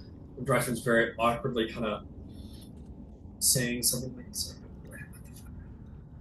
she goes, I don't know, there's something hanging on my belt. Surprise me. It isn't doing anything. Drysrinn's kind of very trying to be subtle, so he's gonna sleight of hand, try and bat whatever it is away. Doesn't really. It's very. Oh my god! You know what it is? What? It's red. It's red. Okay, yeah, sense. Scared the shit out of me. Okay, I guess we'll ask around. And they'll kind of talk about some phrases, and then Beverly's gonna kind of move in. Let's see here. And frankly, you guys kind of wait around for a minute. She kind of goes from room to room and has kind of speaks a little bit, has Drysrinn kind of speak on her behalf to some degree, sort of referencing this like scar across the neck. You're not really sure what's being said. Ember, of course, is all draconic. And you guys wait for a minute. This is like 20 minutes goes by of her like just talking to people. Things seem to be going well enough though. Seems to be blending in. Nobody seems suspicious. Okay. There's one point where they start speaking to this one individual, and Beverly seems like kind of interested. And they kind of like the three of them kind of go into the side room, and the other concubines are kind of shooed away. And then they start speaking in a language none of you have heard before. Drysrinn looks confused. Basically, this concubine and Beverly start speaking in this strange language. Very weird. Very sort of melodic language. Just talking. They talk for quite a while. Until Beverly finally says something, and they all kind of leap together. And they kind of like make their way out of the harem. The three of them, they say something to the guard. The guard looks suspicious, but lets them through. And Beverly, Drysrinn, and this extra concubine kind of exit.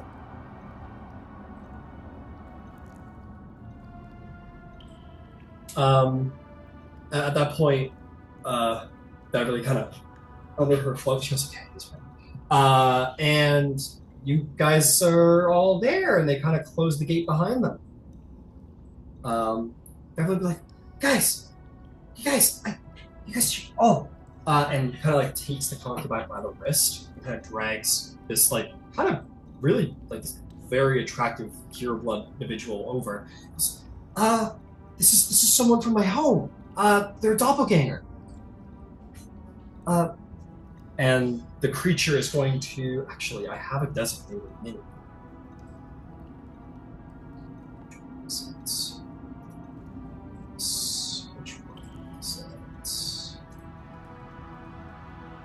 And which one is it? Sweet. This would be so cool. Maybe they got lost for a little bit. Yeah, there you are.